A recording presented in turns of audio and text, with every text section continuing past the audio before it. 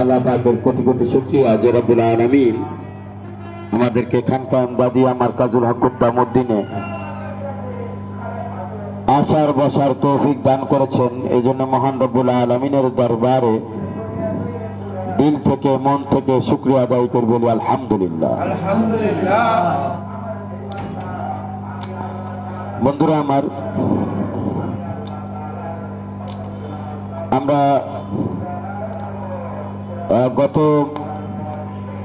ইসলাহি মজলিসে কালেমা লা ইলাহা ইল্লাল্লাহু মুহাম্মাদুর রাসূলুল্লাহ সম্পর্কে বিস্তারিত আলোচনা করেছি। আপনারা যারা আলোচনায় উপস্থিত হতে পারেন নাই, আমাদের ইউটিউব চ্যানেলে এই আলোচনা আপডেট করা হয়েছে, আপনারা শুনে নেবেন। ইনশাআল্লাহ অনেক ফায়দা হবে, এলেমের মধ্যে তরক্কি হবে। ইমানের কিছু শাখা রয়েছে, তার মধ্যে 4টি শাখা খুবই গুরুত্বপূর্ণ। 1 নম্বর বিষয় হচ্ছে তাআব্বুদ, 2 নম্বর হচ্ছে তাআদ্দুব, 3 নম্বর হচ্ছে তাদাব্বুর, 4 নম্বর হচ্ছে তাহফুজ। তাআব্বুদ এটা আইন দিয়ে, তাআদ্দুব হামজা দিয়ে হবে, তাদাব্বুর দাল, তাহফুজ হা। অর্থাৎ ইমানের 4টি বিশেষ শাখা। তাআব্বুদ মানে হচ্ছে আল্লাহ পাকের ইবাদত, তাআদ্দুব মানে হচ্ছে আদব রক্ষা করা, তাদাব্বুর মানে হচ্ছে ফিকির, তাহফুজ মানে হেফাজত করা। ইমানের এই 4টি অঙ্গ বা 4টি বিষয় এটা যদি আমরা এটা গুরুত্ব সহকারে এই 4টা বিষয়কে আমলের মধ্যে নিয়ে আসি, তাহলে ইমানের হেফাজত হবে। আহলে হক এবং আহলে বাতিলের মধ্যে পার্থক্য এটা, তাদের মধ্যে ইবাদতের ক্ষেত্রে অলসতা থাকে, আদবের ক্ষেত্রে তাদের ভিতরে বেয়াদবি খুঁজে পাওয়া যায়, এবং তারা তাদাব্বুর মানে সহি কোরআনের নিসবত এবং রাসূল সাল্লাল্লাহু আলাইহি ওয়াসাল্লামের যে সুন্নতের নিসবত, মারিফতের নিসবত অনুযায়ী তাদের তাদাব্বুর নাই। তাদের তাদাব্বুর ইবাদতকে ঘিরে হয় না, তাদের তাদাব্বুর দুনিয়াকে ঘিরে হয়। আর তাহফুজ তাদের ইমানের হেফাজতের ফিকির নাই, হেফাজতের ক্ষেত্রে তাদের কোনো গুরুত্ব নেই। তা আমরা আহলে বাতিলকে কিভাবে চিনব?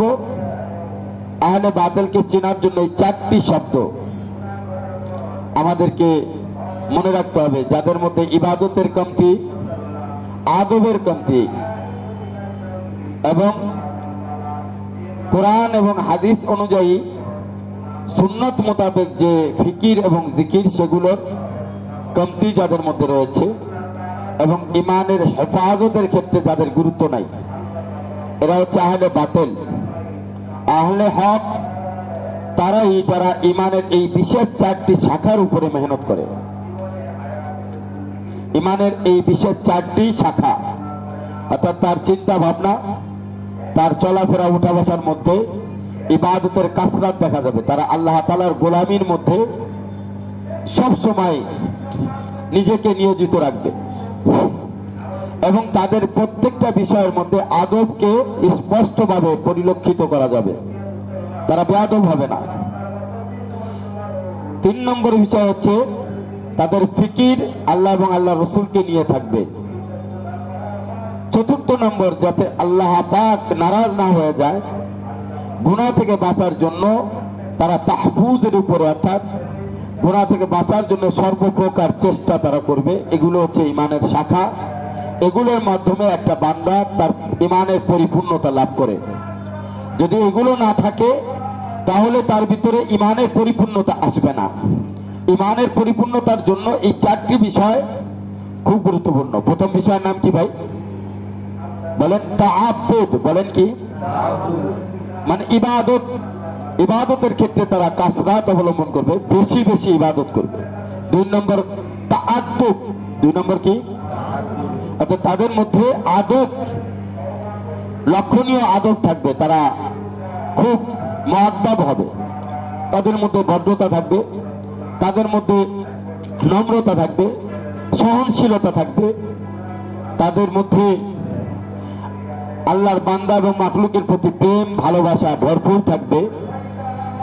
3 নম্বর বিষয় হচ্ছে তাদাব্বুর, তারা কি করবে আল্লাহকে নিয়ে ফিকিরে থাকবে, কিভাবে আল্লাহর প্রিয় বান্দা হওয়া যায়, রসুলের সুন্নাত নিয়ে ফিকিরে থাকবে, কিভাবে রসুলের প্রিয় হওয়া যায়। 4 নম্বর বিষয় কি তাহফুজ, তার ইমানের হেফাজত করার জন্য সমস্ত প্রকার গুনাহ ত্যাগ করবে। কথা কি বুঝে আসছে? আমার শায়েখ পীর ও মুর্শিদ আরিফ বিল্লাহ শাহ হাকিম মোহাম্মদ আখতার সাহেব নাব্বারাল্লাহু মারকাদাহুর প্রথম পীর ও মুর্শিদ যিনি ছিলেন ওনার নাম হচ্ছে হযরত মাওলানা শাহ মোহাম্মদ আহমদ করতাবপুরী রহমাতুল্লাহ আলাইহি, ইউপি ইন্ডিয়া। তো ওনার কাছে হযরতের জীবনের প্রথম হাতে খড়ি হয়, ওনার সোহবতে থাকতেন এবং হযরত মাওলানা শাহ আহমদ মোহাম্মদ করতাবপুরী রহমাতুল্লাহ আলাইহি নকশবন্দি সিলসিলার অনেক বড় বুজুর্গ ছিলেন। অনেক বড় বড় ওলামা একরাম এবং আল্লাহর প্রিয় বান্দারা ওনার কাছে থেকে ফয়েজ লাভ করছে, ওনার সোহবতের মাধ্যমে পরবর্তীতে বড় বড় আল্লাহর ওলি হয়েছে। তো উনি একটা শের বলতেন, पता नहीं क्या से क्या हो जाए मैं कुछ कह नहीं सकता, पता नहीं क्या से क्या हो जाए मैं कुछ कह नहीं सकता, जो दस्तारे फजीलत गुम हो दस्तारे मोहब्बत में। हजरत मौलाना शाह अहमद मोहम्मद करताबपुरी रहमतुल्लाह अलैहि बोलते जे दस्तारे फजीलत गुम हो दस्तारे मोहब्बत में। दस्तारे फजिलत बोलते दुनियार लाइने আমরা যদি দেখি দুনিয়ার বড় বড় পদ সম্মান ইজ্জত মাকাম মর্তবা, উলামা একরামদের মধ্যেও আছে বড় বড় ডিগ্রি।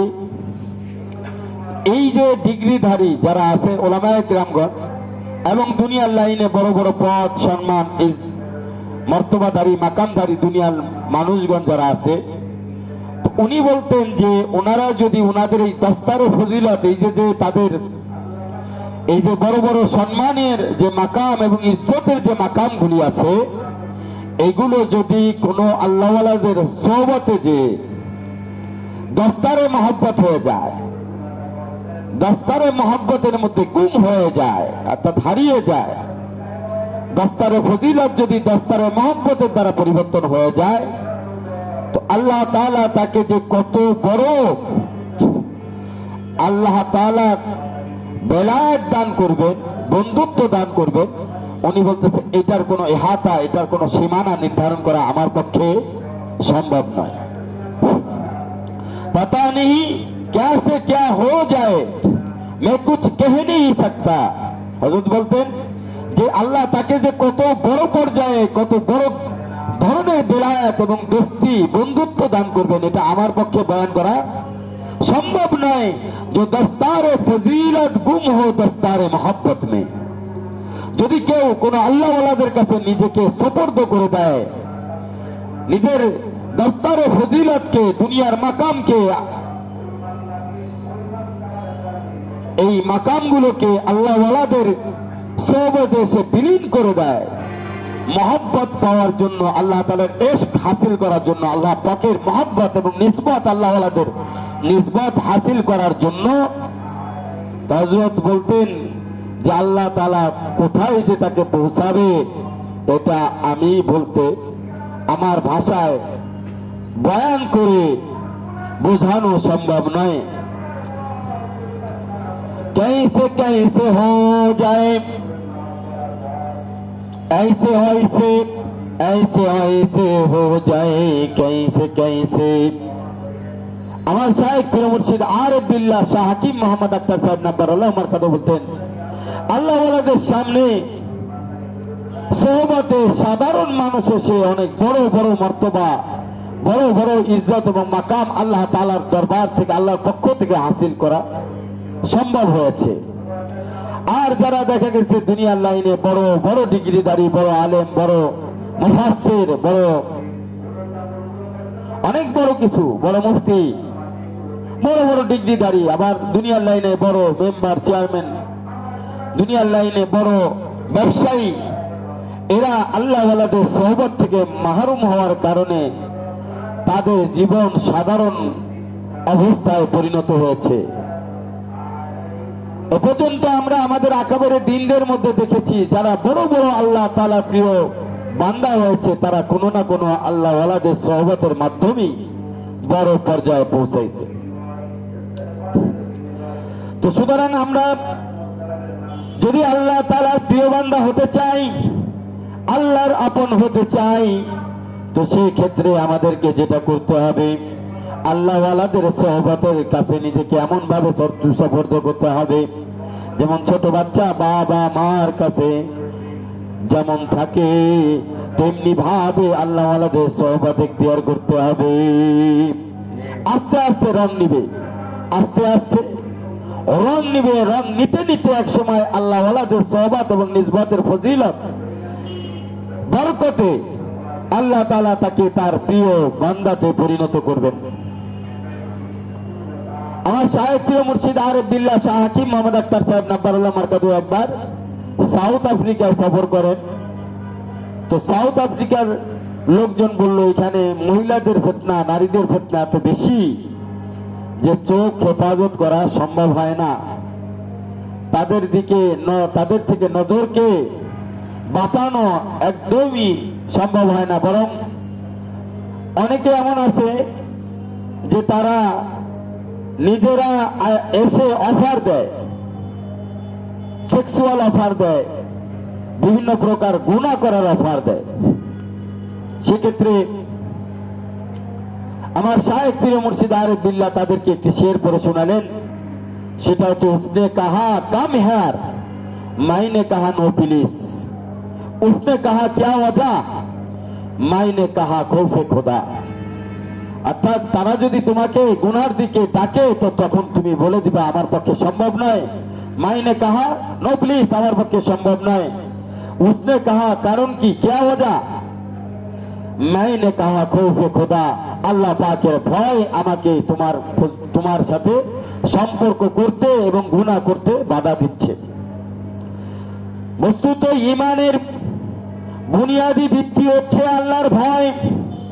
যার মধ্যে আল্লাহর ভয় নাই তার মধ্যে ঈমান নাই, যার মধ্যে আল্লাহর ভয় আছে তার মধ্যে ঈমান আছে। ঈমান তারই চমকাবে যার মধ্যে আল্লাহর ভয় থাকবে। দুই নম্বর বিষয় হচ্ছে আল্লাহর মহব্বত। ঈমানের কদর এবং সম্মান হচ্ছে হুব্বে খোদা। দুইটা জিনিস মনে রাখবেন, একটা হচ্ছে ঈমান, ঈমানের ভিত্তি জড়, আরেকটা হচ্ছে ঈমানের শাখা প্রশাখা। ঈমানের জড় হচ্ছে ঈমানের ভিত্তি। একটা গাছের যেমন জড় থাকে, শিকড় থাকে, যেই গাছের শিকড় যত গভীরে যায় সেই গাছ তত মজবুত হয়, তত বড় হয়। সাধারণ কেন বড় বড় ঘূর্ণিঝড় এসে ওই গাছকে মাটির থেকে উপড়াইতে পারে না, মাটির থেকে আলাদা করতে পারে না, জুদা করতে পারে না। তার কারণ হলো গাছের জড় মজবুত, গাছের শিকড় মজবুত।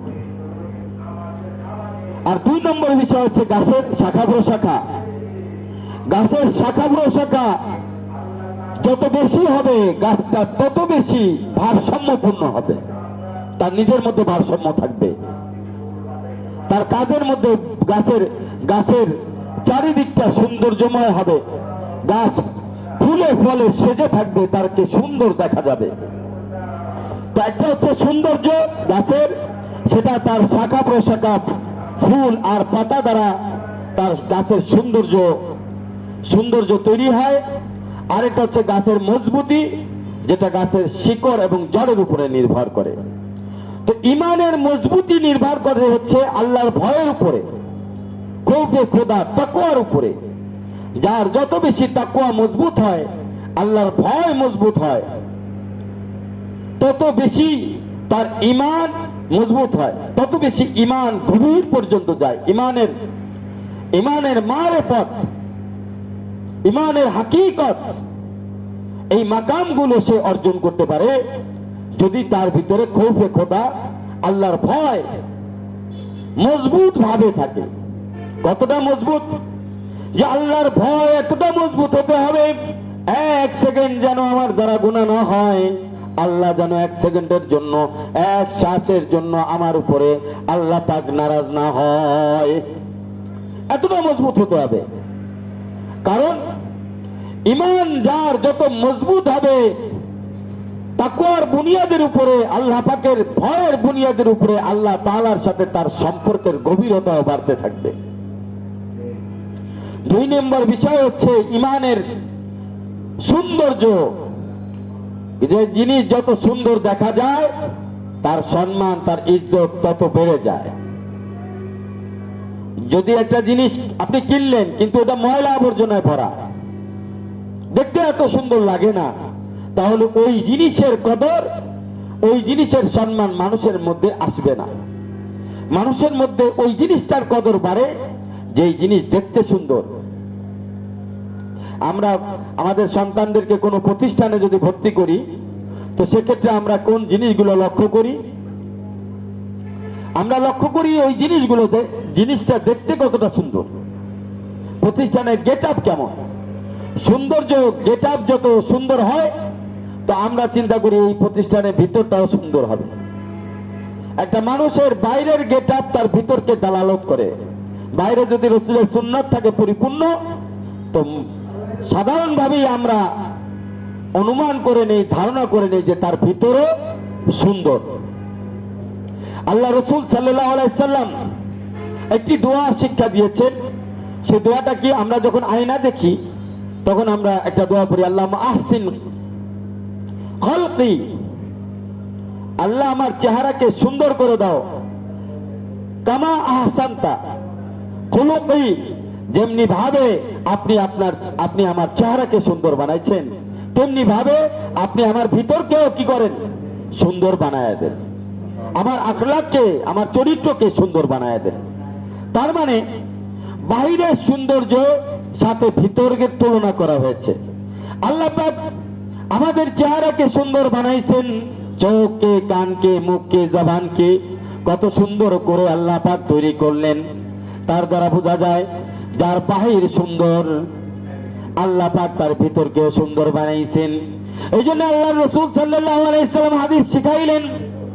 হাদিসের মধ্যে এটার মারিফতের দিক হইল, এখানে দোয়ার অর্থের দিকে তাকাইলে বোঝা যায় দোয়ার মধ্যে কি বলা হয়েছে, কেমনে আল্লাহ তাআলার কাছে চাওয়া হয়েছে। আল্লাহ, আপনি যেমনি ভাবে আমার চেহারাকে সৌন্দর্য করেছেন, তেমনি ভাবে এর মধ্যে যেমন কোনো খুঁত নাই, কোনো প্রকার সমস্যা নাই, চেহারাটা কত সুন্দর, কোনো খুঁত নাই, তেমনি ভাবে খুঁতবিহীন অন্তর, খুঁতবিহীন ঈমান, খুঁতবিহীন ইয়াকিন, খুঁতবিহীন ইখলাস, খুঁতবিহীন মহব্বত, খুঁতবিহীন আমার অন্তর আপনি বানায়া দেন, যে অন্তর আপনার কাছে সৌন্দর্যময় হয়। কথা কি বুঝতে পারছেন? তাহলে ঈমানের কদর এবং সম্মান বাড়বে কোথায়? কই ভাই, তার বাহ্যিক সৌন্দর্য যত সুন্দর হবে, বাহ্যিক সৌন্দর্য নির্ভর করে হুব্বে খোদার উপরে, আল্লাহ তাআলার মহব্বতের উপরে। যার আল্লাহর প্রতি মহব্বত যত গভীর, তার নামাজ তত সুন্দর, তার জিকির তত সুন্দর, তার আমল তত সুন্দর, তার লেবাস সুন্দর, তার চেহারা সুন্নত দ্বারা সজ্জিত থাকবে, তার আমল সুন্নত দ্বারা সজ্জিত থাকবে। যত বেশি আল্লাহ রাসূলের সাথে গভীর মহব্বত তৈরি হবে, তত বেশি রাসূলের সাথে তার আন্তরিক সম্পর্ক অনেক গভীর হবে এবং তাকে দেখতে অনেক সুন্দর লাগবে। কথা ঠিক কিনা বলেন? যত বাইরে সুন্দর দেখা যাবে, তত বেশি তার আখিরাতের সৌন্দর্যময় আমলগুলি তার দ্বারা প্রকাশ হবে, তার দ্বারা সুন্দর সুন্দর আমলগুলো করা সহজ হবে। কথা ঠিক কিনা বলেন? তাহলে আমরা বুঝলাম ঈমানের দুইটা দিক খুব বিশেষ। একটা হচ্ছে ঈমানকে মজবুত করতে হবে, এটা করব কি দিয়ে? আল্লাহর ভয় দ্বারা। আরেকটা হলো ইমানকে সৌন্দর্যময় করতে হবে, এটা করব কি দিয়ে? আল্লাহর মহব্বত দ্বারা। কথা দুইটা বুঝে গেল? আল্লাহর মহব্বত দ্বারা কি করব? ইমানকে সৌন্দর্য করব। তাহলে শুধু ভয় হলে চলবে না, ভয়ের সাথে সাথে আল্লাহর মহব্বত লাগবে, যাতে আমার ইমানের সৌন্দর্য মানুষের সামনে চমকাইতে থাকে, মানুষের সামনে এটার নূর, এটার যে আসর মানুষের উপর প্রভাবান্বিত করতে থাকে। তাহলে আমি এই মহব্বত কোথা থেকে পাবো? এই তাকওয়া কোথা থেকে পাবো? এই দুইটা জিনিস, দুইটা নিয়ামত আল্লাহ পাক আল্লাহ রসুল সাল্লাল্লাহু আলাইহি সাল্লামকে দান করেছেন। রসুল সাল্লাল্লাহু আলাইহি সাল্লামের কাছ থেকে এই দুই নিয়ামত ধারাবাহিকভাবে সাহাবী, তাবিঈন, তাবে তাবেঈন, আইম্মায়ে মুজতাহিদিন, খোলাফায়ে রাশিদিন, আউলিয়ায়ে মুকাররাবিন, উলামায়ে মুকাররাবিনরা ধারাবাহিকভাবে যে হাসিল করেছেন, এই হাসিলের নাম হচ্ছে সিলসিলা। এটা এই ধারাবাহিকতা অর্জন করার নাম হচ্ছে সিলসিলা। আল্লাহ পাকের মহব্বত এবং তাকওয়ার নিয়ামত আল্লাহ পাক আল্লাহ রসুলের কলবে দিয়েছেন। কোরআন নাজিল হয়েছে রসুলের কলবে, সুতরাং নিয়ামত হচ্ছে রসুলের কলবে, মহব্বত হচ্ছে রসুলের কলবে। মহব্বতের মাকাম কি? মহব্বতের মাকাম কি? মহব্বতের মাকাম এত বেশি যে আল্লাহ পাক নিজেই রসুলকে নিজের কাছে ডেকে নিয়ে এসেছেন মেরাজে, এবং 27 বছর আল্লাহ তাআলা তাকে রসুল সাল্লাল্লাহু আলাইহি ওয়াসাল্লামকে আল্লাহ পাকের কাছে সান্নিধ্যে রেখে মহব্বতের মাকামকে জাহির করেছেন। কতটা ভালোবাসেন তার মাকামকে জাহির করেছেন। সুতরাং বন্ধুরা আমার, ওই যে ওনার ভিতরে যে তাকওয়া এবং মহব্বত এর যে দৌলত রয়েছে, এটা কলব বা কলব নিসবতের মাধ্যমে ট্রান্সফার হচ্ছে। আর ওই নিসবত যতক্ষণ পর্যন্ত আমার ভিতরে গভীর না হবে, শায়েকের সাথে সম্পর্ক মজবুত না হবে, তো নিসবতে শায়েক তার নিসবতকে আকর্ষণ করতে পারবে না। আর যদি আকর্ষণ করতে না পারে রসুলের নিসবতকে, তো আমি তাকওয়া হাজারো চেষ্টা করলেও তাকওয়ার দৌলত আমি অর্জন করতে পারবো না। হাজারো চেষ্টা করলেও হুব্বে খোদার দৌলত আমার দ্বারা অর্জন করা সম্ভব হবে না। কারণ আমি আশরাফ আলী থানভী রহমাতুল্লাহ আলাইহিকে দেখি নাই, শুনেছি। আমি হযরত মাওলানা শাহ আব্দুল গনি ফুলপুরি রহমাতুল্লাহ আলাইহিকে দেখি নাই, তার কথা শুনেছি। সুতরাং ওনার মহব্বত আমার হৃদয়ে জাগবে না। ঠিক এমনি ভাবে ওনাদের ধারাবাহিকতা ভাবে রসুলের মহব্বত আমার দিলের মধ্যে জাগাইতে হইলে, আমি তো ওনারে দেখি নাই, ওনার সোহবতে থাকি নাই, তো জাগাবো কিভাবে? অন্তরের মধ্যে তো মহব্বত জাগানোর জন্য একটা কাইফিয়ত দরকার। এই কাইফিয়ত রসুল, হুব্বে খোদা, এই যে কাইফিয়ত তৈরি হবে কিভাবে? এটা তৈরি হবে, আমি দেখেছি কাকে? আমার শায়েখ পীর মুর্শিদ আরেফিল্লাহ শাহ হাকিম মোহাম্মদ আক্তার সাহেব নাব্বারুল্লাহ মারকাদাউকে দেখেছি।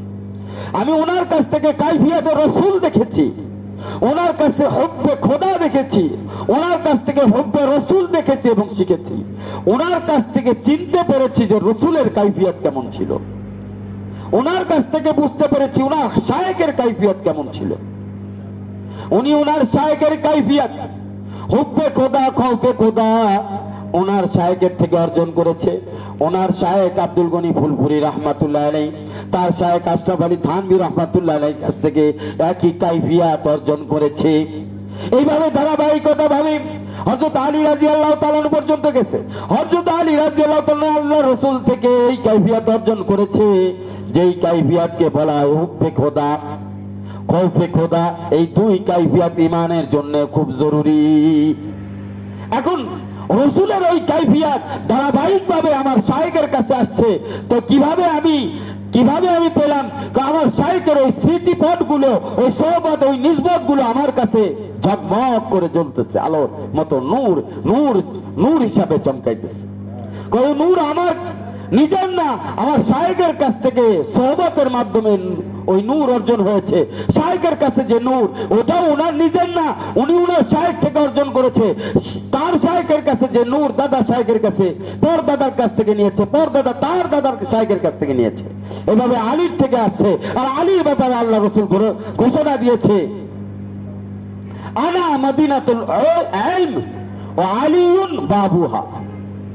আমি হচ্ছে এলমের শহর, এলমে শরিয়তের শহর, এলমে মারিফাতের শহর, এলমে হাকিকতের শহর হচ্ছে আমি সাইয়্যিদুল মুরসালিন। আর আলী হচ্ছে সেই শহরের দরজা। সুতরাং ওই দরজা দিয়ে যারা ধারাবাহিকভাবে এই নিয়ামত অর্জন করেছে তাদের সোহবতে গেলেই এই নিয়ামত পাওয়া যাবে। আমার কাছে আমার হাকিম আক্তার সাহেব নাব্বারুল্লাহ মারকাদু, আমার শাইখ পীর মুর্শিদ, ওনার সোহবতের কাইফিয়াত হুব্বে খোদা খৌফে খোদা মওজুদ। কিন্তু আমি জানি না আব্দুল গনি ফুলপুরি রহমাতুল্লাহর বিষয়। আমাকে হাজারো বার বললেও ওই মহব্বত, ওই প্রেম জাগবে না। হাকিম আক্তার সাহেবের যে প্রেম আর মহব্বত আমার অন্তরের মধ্যে রয়েছে ওইটা সম্ভব নয়। কারণ প্রেম এবং মহব্বত পাওয়ার জন্য, নিসবত পাওয়ার জন্য সোহবত জরুরি। সোহবত ছাড়া ওই প্রেম, ওই নিসবত কোনোদিনও হবে না। আমরা ওনাদের কদর করি, সম্মান করি, ইজ্জত করি, এটা ভিন্ন বিষয়, কিন্তু এশকের মাকাম শায়েখ ছাড়া তৈরি হয় না। যাকে না দেখলাম দুই নয়নে তাকে ভালোবাসবো আসলে কিভাবে? তো ওই কাইফিয়াত নিতে হবে কার কাছ থেকে? আপন শায়েখের কাছ থেকে। কাইফিয়াতে রসুল নিতে হবে, হুব্বে রসুল নিতে হবে, কৌফে খোদা নিতে হবে, হুব্বে খোদা নিতে হবে। সুতরাং যখন মানুষ আল্লাহকে ভয় করে, শায়েখের নিসবতের মাধ্যমে যখন মানুষ আল্লাহ পাকের ভয় অর্জন করে, তখন এই ভয়ের কারণে আল্লাহ তাআলা তাকে সমস্ত প্রকার গুনাহ থেকে বাঁচিয়ে দেয়। কথা ঠিক কিনা বলেন? এমনি ভাবে যখন শায়েখের সোহবতের মাধ্যমে বান্দা আল্লাহর মহব্বত তৈরি, মহব্বত পেয়ে যায়, এই মহব্বতের ওসিলায় এমন এক কাইফিয়ত তৈরি হয়, সে আস্তে আস্তে আল্লাহ তাআলার মাহবুব বান্দাতে পরিণত হয়ে যায়। সুবহানাল্লাহ। কাকে তন মে সওয়ায়ে আব গিল, দর্দ দিল হো, দর্দ দিল হো, দর্দ দিল। আমার শায়েখ পীর মুর্শিদ আরিফুল্লাহ সাকিব মোহাম্মদ আক্তার সাহেব নাব্বারুল্লাহ মারকাদাও বলতেন, তোমার এই শরীরের দাম, এটার কোনো মূল্য নাই যতক্ষণ পর্যন্ত এই অন্তরে আল্লাহ পাকের মহব্বত তৈরি না হবে, দিল ভাঙ্গা না হবে। আল্লাহ পাকের ভালোবাসায় দিল ভাঙবে কখন? যখন আল্লাহর ভয়ে তুমি গুনাহ ত্যাগ করবা, আল্লাহর ভালোবাসা, আল্লাহর মহব্বতে তুমি সমস্ত প্রকার ফিতনা থেকে নিজেকে বাঁচায়া আল্লাহর ভালোবাসার জন্য সমস্ত প্রকার কোরবানি এবং মুজাহাদা করার জন্য প্রস্তুত হয়ে যাবে। দেন তোমার দিল ভাঙা শুরু করবে। আর দিল যখন ভাঙবে, আমার সাহেব পীর মুর্শিদ আরিফুল্লাহ বলেন যে দর্দ দিল सीखना है अगर दोस्तों साथ मेरे रहो फिर सिखाएंगे हम। যদি তুমি দর্দ দিল বুঝতে চাও, শিখতে চাও, তো আমার সোহবতে দীর্ঘদিন থাকো, তাহলে আমি তোমাকে বুঝাইতে পারবো। হযরত আলা বলতেন, कोई काटा चुभ जाए और टूट जाए बस वही है अक्तर दर्द दिल। কোন কাটা শরীরের মধ্যে প্রবেশ করলো, অর্ধেক ঢুকছে, অর্ধেক কি হয়েছে? ভাঙে গেছে। এখন যেখানেই যান কাটার ব্যথা লাগে। ঠিক তেমনি ভাবে যখন কোন বান্দা আল্লাহর ভালোবাসায় সে গুনাহ ত্যাগ করবে, আল্লাহর ভয়ে সে গুনাহ ত্যাগ করবে, ইবাদত করবে, তখন আস্তে আস্তে তার অন্তরের মধ্যে এক ধরনের ব্যথা তৈরি হবে, যেই ব্যথার কারণে সে আস্তে আস্তে আল্লাহর সাথে তার সম্পর্ক তৈরি হয়ে যাবে। হাদিসে কুদসির মধ্যে আসছে, আনা ইনদা মুনকাসিরাতু কুলুবিহিম, যে অন্তর ভাঙলো না আল্লাহর মহব্বতে, সেই অন্তর আল্লাহকে পাবে না। যে অন্তর আল্লাহর ভয়ে গুনাহ থেকে বাঁচলো না, সেই অন্তর কখনো আল্লাহর জন্য উপযুক্ত হবে না।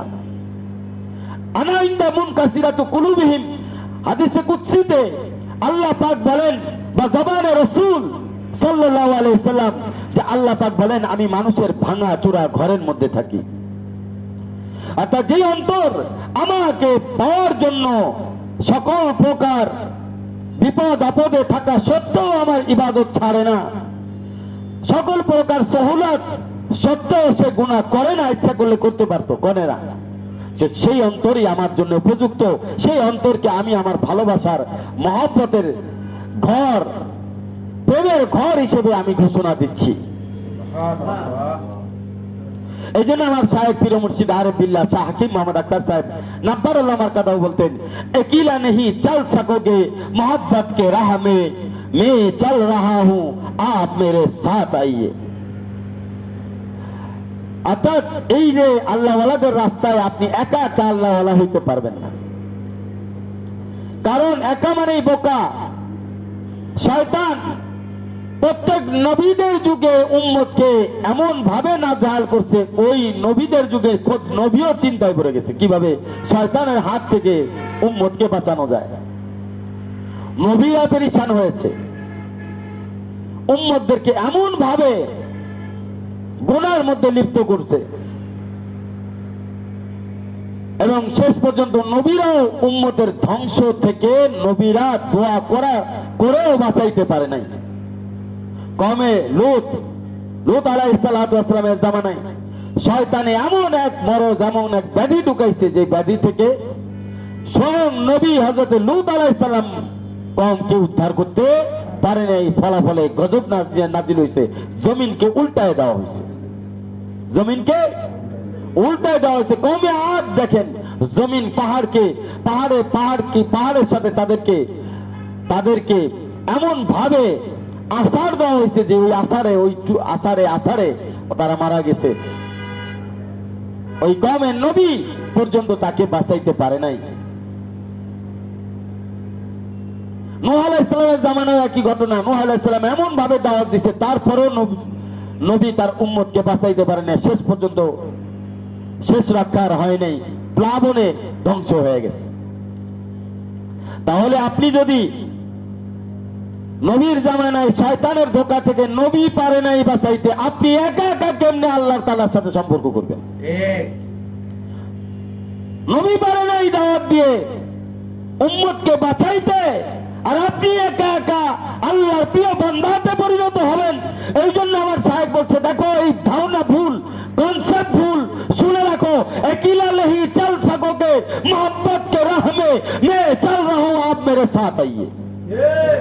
এর অর্থ হলো রাসূল সাল্লাল্লাহু আলাইহি ওয়াসাল্লাম জানেন যে উম্মতকে বাঁচানোর একটাই রাস্তা, সেটা হচ্ছে সোহবতের ঝর্ণা জারি থাকতে হবে কিয়ামত পর্যন্ত। এই জন্য রাসূল থেকে এই সোহবতের সিলসিলা জারি হয়েছে আল্লাহর ওলিদের পর্যন্ত, এই সিলসিলা বিদ্যমান। এটা একটা চেন, আমরা কেউ একা নই। আমার শায়েখের হাত ধরা, সে তার শায়েখের হাত ধরা, এইভাবে এই চেনটা হযরত আলীর হাত পর্যন্ত গেছে। আলী আল্লাহর রাসূলের হাত ধরা, আল্লাহ রাসূল স্বয়ং আল্লাহ পাকের কুদরতি হাত ধরা। কুদরতি হাত কোথায়? আল্লাহ পাক বলেন, ইয়াদুল্লাহি ফাওকা আইদিহিম, তোমাদের হাতের উপরে আমার হাত রয়েছে। এই যে বায়াত, এটা একটা ওই হাত ধরারই নিসবত, যে নিসবত আমরা অর্জন করার জন্য একটা চেনের আওতায় আমরা থাকি, যাতে করে শয়তান আমাদেরকে গোমরা করতে না পারে। শয়তান অন্যান্য উম্মতকে নবী থাকা সত্ত্বেও যেমনি ভাবে গোমরা করেছে, তেমনি ভাবে আমাদেরকে যেন গোমরা করতে না পারে। কথা কি বুঝতে পারছেন? তা নাহলে একা এই চেন থেকে সরে গেলেই ও গোমরা হয়ে যাবে। নামাজ ছুটবে, জিকির ছুটবে, সুন্নাত ছুটবে, এরপরে এমন অবস্থা হবে যেটা আর পরেরটা ভাষায় বয়ান করা সম্ভব হবে না। এক জামানায় এক বাদশা ছিল। বাদশা তার উজিরকে তার সম্পদ, তার রাজত্বের যে খাজানা আছে, এই খাজানা পাহারা দেওয়ার জন্য, খাজানা হেফাজত করার জন্য উজির নিয়োগ করে দেয়। বাদশা উজিরকে নসিহত করলেন, উজির মশাই, আপনাকে আমার রাজত্বের সমস্ত খাজানা আপনার কাছে সুপর্দ করে দেওয়া হয়েছে। আজ থেকে এই খাজানার রক্ষণাবেক্ষণের দায়িত্ব আপনার, হেফাজতের দায়িত্ব আপনার। আপনি এই ক্ষেত্রে কোনো প্রকার অলসতা করবেন না। যদি আপনি অলসতা করেন, তাহলে এই খাজানা যদি না থাকে, আপনার উজির হয়েও কোনো লাভ নেই, আমার বাদশা হয়েও লাভ নেই। কথা কি বুঝছেন? আপনার উজিরগিরির লাভ নাই, আপনার মন্ত্রিত্ব গেছে, আমার বাদশাহীও গেছে। যদি এই খাজানা কোনো কারণে অসৎ হাতে চলে যায়, খাজানা কোনো কারণে নষ্ট হয়ে যায়, তাহলে আপনার আমার কোনো কিছুই বাকি থাকবে না, আমার বাদশাহীও থাকবে না, আপনার উজিরগিরিও থাকবে না। উজির তো খুব খুশি, হ্যাঁ, বিশাল এক খাজানার নামক দপ্তরের সে অর্থমন্ত্রী, আবার উজির, সে যা বলবে খাজানা সেইভাবে ব্যবহার হবে। মনে রাখবেন, কোন মানুষের কাছে যদি দুনিয়া চলে আসে, কোনো কারণে কোনোভাবে দুনিয়াবি লাইনে মাকাম বেড়ে যায়, অথবা কোনো কারণে তার ইজ্জতের মাকাম বাড়ে, কি বাড়ে, তখন তার ভিতরে এক প্রকার দেখাওয়া চলে আসে, খোদগর্জি চলে আসে। খোদগর্জি বলতে নিজের মর্জি মতো চলা, নিজের মর্জি মতো সে মানুষের বাহাবা পাওয়ার জন্য বিভিন্ন ধরনের তদবির, বিভিন্ন ধরনের মিটিং মিছিল এবং বিভিন্ন ধরনের কার্যক্রম সে পরিচালনা করতে থাকে। আর তার কাছে অনেক অর্থ হয়, অনেক মাকাম বাড়ে, তার স্বাভাবিক একটা অসুখ আছে। যখনই কারো মাকাম বাড়বে দুনিয়ার লাইনে, অনেক অর্থ আসবে, তখন তার মধ্যে একটা রোগ তৈরি হবে, তার কেউ তোষামত করলে সে ভুলে যায়। আর যদি কেউ তোষামত না করে তাহলে সে নারাজ হয়।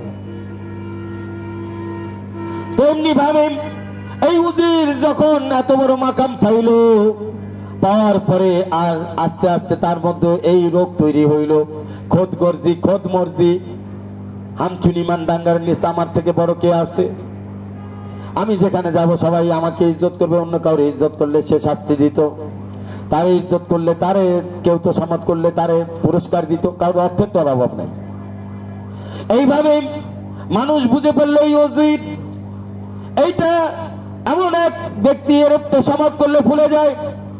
তখন কিছু ডাকাত পরামর্শ করলো যে এই উজিরকে যেমনি হোক কাবু করতে হবে, তাকে তোষামত করে, তাকে পামপট্টি দিয়ে, তাকে বড় বড় মাকামে অনুষ্ঠানে নিয়ে বড় মুফাসসির বানায় ফেলতে হবে, বড় মুফতি বানায় ফেলতে হবে, মুফতি আজম বানায় ফেলতে হবে। বড় মাকাম, যেই মাকামের অধিকারী না সেইটা আমাদের তাদের ব্যাপারে স্লোগান দিতে হবে। বুঝাইছে? তারপরে কি করতে হবে, তাকে বড় বড় প্রতিষ্ঠানে নিয়ে তাকে আমরা তার প্রচার করতে হবে। এর দ্বারা কি হবে, এই উজির ভুলে যাবে, এই উজির আস্তে আস্তে আমাদের কবজায় আসা যাবে। যখন এই উজির আমার কবজায় আমাদের আসবে, তখন ওর কাছ থেকে ওই খাজানার পাহারার দায়িত্ব আমাদের নিতে হবে। আর এইভাবেই আমরা উজিরের অজান্তেই তাকে খালি করে ফেলবো। উজিরের অজান্তেই তাকে যে খালি করে ফেলা হচ্ছে সে বুঝতেই পারবে না।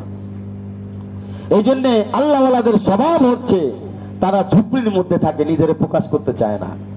তারে যদি কেউ প্রকাশ করার ইচ্ছা করে সেক্ষেত্রে সে বাধা দেয়।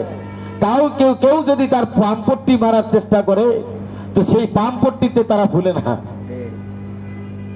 না, এদেরকে কেনা যায় না। এদের মেন স্বভাব মনে রাখবেন, আমি বলছি না হলেও খোদার কসম 1 কোটি আল্লাহওয়ালা দেখছেন, নিচে দেখি নাই আমি, খোদার কসম বললাম আজকে, এই জন্য বলছি যাতে আপনাদের এই কথা বিশ্বাস হয়। এই মাকাম বড় মাকাম। আমি নিজের চোখে 1 কোটি আল্লাহওয়ালাদেরকে দেখছি, যাদের সোহবত আমি নিছি, এবং তাদের মধ্যে 90% হলো নিজের গোপন করতে চায়। কি চায়? নিজের প্রকাশ করতে চায় না। যত নিজের গোপন করে রাখা যায়। বিভিন্ন আরো কিছু আল্লাহর ওলিদেরকে দেখছি বিভিন্ন পোশাকে থাকে, বড় বড় আল্লাহওয়ালাদের খলিফা ভাত এমন পোশাক পরে থাকে, আপনি তাদের পোশাক দেখলে ঘরের ভণ্ড মনে করবেন। অথচ তাদের নিসবত, তাদের সম্পর্ক এমন যে আল্লাহর কাছে দোয়া করলে দোয়া কবুল হয়ে যায়। আল্লাহ রাসূল সাল্লাল্লাহু আলাইহি ওয়াসাল্লামের জামানায় আল্লাহ রাসূল সাহাবীদেরকে বলতেছে, ওকে দেখা যাও, ওকে দেখো, এই লোকটা যাচ্ছে, তাকে কি তোমরা চিনতে পারো কিনা? সাহাবীরা বলতেছে, ইয়া রাসূলুল্লাহ, আমরা চিনতে পারতেছি, এইটা লোক গরিবের ঘরে গরিব, চেহারা দেখা যায় না, সুন্দর না, এলোমেলো চুল, তার কথা কেউ রক্ষা করবে না, কোথাও বিবাহের প্রস্তাব দিলে বিবাহ দিবে না, কোন মজলিসে কোন বসতে চাইলে চেয়ার পাবে না। আল্লাহ রাসূল সাল্লাল্লাহু আলাইহি ওয়াসাল্লাম চুপ হয়ে গেলেন। কিছুক্ষণ পরে আবার বললেন, ওই ব্যক্তিকে দেখো, ওই ব্যক্তি সম্পর্কে তোমার কি ধারণা? আল্লাহ রাসূল সাল্লাল্লাহু আলাইহি ওয়াসাল্লামের এই কথাই সাহাবীরা বললেন, ইয়া রাসূলুল্লাহ, ইয়া হাবিবাল্লাহ, তার অবস্থান হলো সে বড় ধনী মানুষ, বিয়ে 1 টাকা 100 টাকা করতে চাইলে সবাই রেডি হয়ে থাকবে, মজলিসে কোনো কথা বললে কথা কেউ ফেলাবে না, তার সান্নিধ্যে যাওয়ার জন্য সবাই চেষ্টা করবে। আল্লাহ রাসূল সাল্লাল্লাহু আলাইহি সাল্লাম বললেন, দ্বিতীয় ব্যক্তির মতো পুরা দুনিয়া ভরে গেলেও ওই প্রথম ব্যক্তির মতো হবে না। দেখতেছো এমন যাকে তোমার মনে হচ্ছে চুল এলোমেলো, গরিবের ঘরে গরিব, অথচ সে যদি আল্লাহর কাছে দোয়া করে, তার দোয়ার কারণে আল্লাহ পাক অনেক বড় বড় বিপদ আপদ দূর করে দিবেন। হাদিসের মধ্যে আসছে, নিজের ব্যক্তিগত মতামত নয়, আমি আমার অভ্যাসী দলিল দেওয়া। বুঝাইছে কথা? কি বুঝতেছেন? সুতরাং এই উজির পাম্পট্টিতে পড়ে গেল, সে এমন পাম্পট্টি দিছে ডাকাতের দলগুলো, এটা রাজনৈতিক ফিল্ডে বর্তমানে আমরা এটা বুঝতে পারি। বুঝেন না? বিএনপি পাম্পট্টি দেয়, ওলামা একরাম টোপ খায় ফেলায়। জামাত ইসলাম পাম্পট্টি দেয়, আমাদের বড় বড় বুজুর্গরা টোপ খায় ফেলায়। কই গেল সেই শামসুল হক ফরিদপুরি রহমাতুল্লাহ নসিহত? ভুল সংশোধন কই গেল? আজকে সেই ভুল সংশোধনের কিতাব কই গেল? আমরা বললেই তো দোষ। বড় বড় বুজুর্গরা কইব তুমি বেশি বুঝো। শামসুল হক ফরিদপুরি রহমাতুল্লাহ কি বেশি বুঝছিলেন? টোপ খায় ফেলায়। পরবর্তীতে যখন সব হারায় তখন বুঝে যে আয় হায় কি করছি। এর আগে হেফাজতে ইসলাম টোপ খাইছে, কেমন মাইটটা খাইছে, একেবারে সবকিছু বন্ধ কইরা ইচ্ছা মতো পিটাইছে, সেগুলার আজও কোনো বিচার হয় না। বন্ধুরা আমার, এগুলো আল্লাহ ওয়ালারা বুঝে, কিন্তু এগুলা বলবে কার কাছে? আমরা যখন আমাদের আকাবেরদেরকে বাদ দিয়ে নিজেরা নিজেদের মানসা পুরা করার জন্য, মসনদ গ্রহণ করার জন্য, মাকাম পাওয়ার জন্য যখন আমরা আমাদের আকাবের দিনদেরকে ভুলে গেলাম, তাদের রাস্তা থেকে সরে গেলাম, তখন থেকেই ম্যাচ শুরু হয়েছে, পিটানি শুরু হয়েছে আমাদের। একবার পিটানি খায় এনে দৌড় দেয়, একবার ওখানে দৌড় দেয়, সবাই পিটায়, এও পিটায় ওও পিটায়। আমাদেরকে রুটি বানানো, আমাদেরকে বেলে রুটি বানায়, আর রুটি বানায় তারা মজা করে খায় মধু দিয়ে, আর আমরা তাকায় থাকি। বন্ধুরা আমার, উজির পাম্পট্টির মধ্যে পড়ে গিয়ে উজির এই ডাকাত দলের সর্দারকে তার খাজানার প্রধান রক্ষক বানায় দিলেন, ভক্ষককে রক্ষক বানায় দিলেন। মুরগি বর্গা দিলেন বেজির কাছে। কার কাছে? মুরগি বর্গা বেজির কাছে। বেজি কি আর মুরগির দিক তাকায় থাকবে? কত সুন্দর চেহারা, পাহারা দিবে। মুরগি তো আর পাহারা দিবে, মুরগিরে তো আর পাহারা দিবে না। মুরগিরে কবে আমি পুরোপুরি পাহারা দিচ্ছি আমার পেটের মধ্যে ঢুকায়া। এইবার ডাকাইতে পাহারা দেওয়া শুরু করছে। কেমনে? তার পেটের মধ্যে ঢুকায়া। খাজানা সব খালি করে দিছে কিছুদিনের মধ্যে। এরপরে বাদশাহ যখন জানতে পারলেন খাজানায় কিছু নাই, উজিরকে বলল কি ব্যাপার ভাই, খাজানা কই গেছে? ব্যাংকে কেন টাকা নাই? মারজার করা লাগবে। মারজার করলে কি হবে? পাবলিকে টাকা পাবে না। আমার কথা বুঝেন? পাবলিকে টাকা পাবে না, মারজার করা লাগছে। পাবলিকে এখন টাকা পায় না, কান্দাছে। মার কি একজনে খাইছে? সব খাইছে একসাথে। এখন খাজানা কি নাই? খাজানায় কিছু নাই। এখন কি বলতেছে? বাদশাহ বলছে উজির, তাহলে তুমি ফাঁসির কাস্টে ঝোলার জন্য প্রস্তুত হয়ে যাও। তোমাকে বাঁচানো আমার পক্ষে সম্ভব হবে না, জনগণ তোমাকে ছাড়বে না। আজকে জনগণের সামনে যায় না, যদি পড়ছো তো লাঠিগুতি খায় মারা যেতে পারো, বলা যায় না, পাথর দিয়ে তোমাকে মেরে ফেলতে পারে। সুতরাং তুমি যদি তোমার নিজেকে বাঁচাইতে চাও, তাহলে কি করো? হয় খাজানা ফেরত আনো, আর না হলে ফাঁসির কাস্টে ঝোলার জন্য প্রস্তুত হয়ে যাও। আমার শায়েখ পীর মুর্শিদ আরে বিল্লাহ শাহ হাকিম মোহাম্মদ আক্তার সাহেব নাব্বারুল্লাহ এই ঘটনা শোনানোর পরে বলতেছেন, শুধু খাজানা নষ্ট হয়ে গেছে এই জন্য যদি ফাঁসিতে ঝুলতে হয়, মৃত্যুকে কবুল করতে হয়, খাজানা অন্যের কাছে চলে গেছে, খাজানা লুট হয়ে গেছে এই জন্য, তাহলে আল্লাহ পাক আমাদেরকে ইমানের যে খাজানা, তাকওয়ার খাজানা, মহব্বতের খাজানা, বেলায়েতের খাজানা রাখার জন্য, এটাকে হেফাজত করার জন্য কলব দান করছে। কলব এটা হচ্ছে আপনার খাজানার সিন্দুক, আর এটার উজিরাতি করার জন্য দায়িত্ব আপনাকে দিয়েছে। ঈমান তাকওয়া হুব্বে খোদা দিয়ে কি করবেন? এটার দ্বারা আপনি কিছু কাজ করবেন। এটা হচ্ছে তারের কানেকশন। এই তার কিসের কানেকশন কে আকর্ষণ করে? নূরের কানেকশন কে আকর্ষণ করে। মাসালু নূরিহি কামিশকাতিন ফিহা মিসবাহ। কলবের সাথে আল্লাহ পাকের নূরের এক কানেকশন তৈরি হবে, যার মাধ্যমে আল্লাহ তাআলার সাথে আপনার মারিফতের কানেকশন, বেলায়েতের কানেকশন, বন্ধুত্বের কানেকশন ঠিক থাকবে। আল্লাহ পাক এই খাজানা আমাদেরকে দান করছেন। এই খাজানা কিভাবে ঠিক রাখবেন, তাকওয়া কিভাবে ঠিক রাখবেন, হুব্বে খোদা কিভাবে ঠিক রাখবেন, এটা ঠিক রাখার জন্য আল্লাহ পাক আল্লাহওয়ালাদের সোহবত ইখতিয়ার করতে বলেছেন। এখন যদি আপনি বেশি বুঝেন, আপনার সাথে আল্লাহ পাকের মহব্বতের খাজানা আপনি যদি ঠিক রাখা না যান, তাহলে কিয়ামতের ময়দানে ডাইরেক্ট আল্লাহ বলবে জাহান্নামে যাও। দিল আল্লাহ কি হে মারিফত উসকা खजाना, मारिफत अमानत है क्यों नहीं उसे पहचाना। মারিফত আল্লাহ পাকের মহব্বতের দৌলত, আল্লাহর বন্ধুত্বের দৌলত। আল্লাহকে চিনতে হবে, জানতে হবে, বুঝতে হবে, আল্লাহর সাথে সম্পর্ক করে এখান থেকে যেতে হবে। এইটার উজিরাতি করার জন্য, এটার মন্ত্রিত্বের দায়িত্ব পালন করার জন্য আপনার অন্তরে একটা মেশিন দিয়ে দিছে। সেই মেশিনের নাম আলা ওয়াহিয়াল কলব, এটা হচ্ছে দিল। এই দিলকে যদি আপনি এই খাজানা দ্বারা ভরপুর রাখতে পারেন, কিয়ামতের ময়দানে আপনাকে ভিআইপি সম্বোধন করা হবে এবং ভিআইপি বা গেস্ট হিসেবে জান্নাতে বাগান আপনাকে উপহার দেওয়া হবে। আর যদি এই খাজানা নিয়ে যাইতে না পারেন, যদি কলবের মধ্যে গুনাহ নিয়ে যান, নাফরমানি নিয়ে যান, খাজানা যদি শয়তান নামক ডাকাত লুট করে ফেলায়, এবার বুঝছেন ডাকাত কেনা।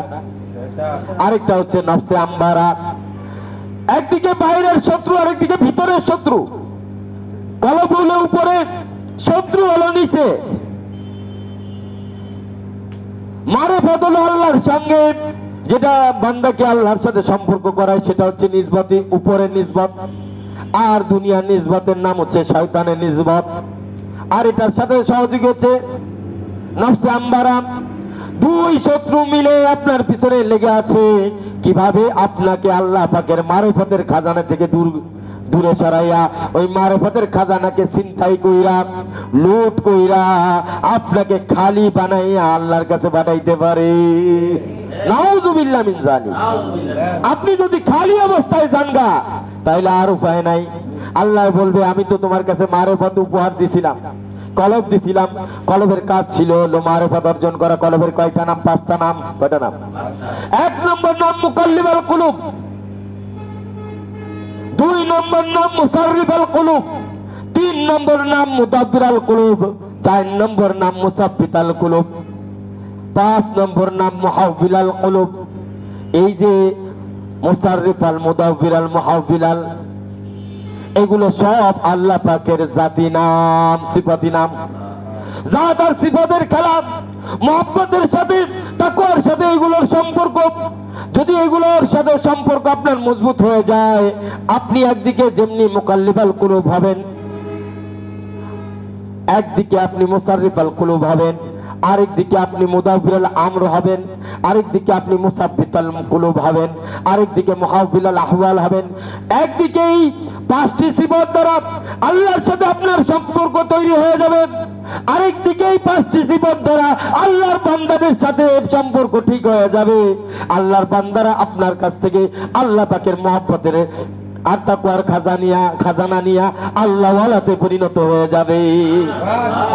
এইগুলো কাজ কলবের, আমরা জানি না।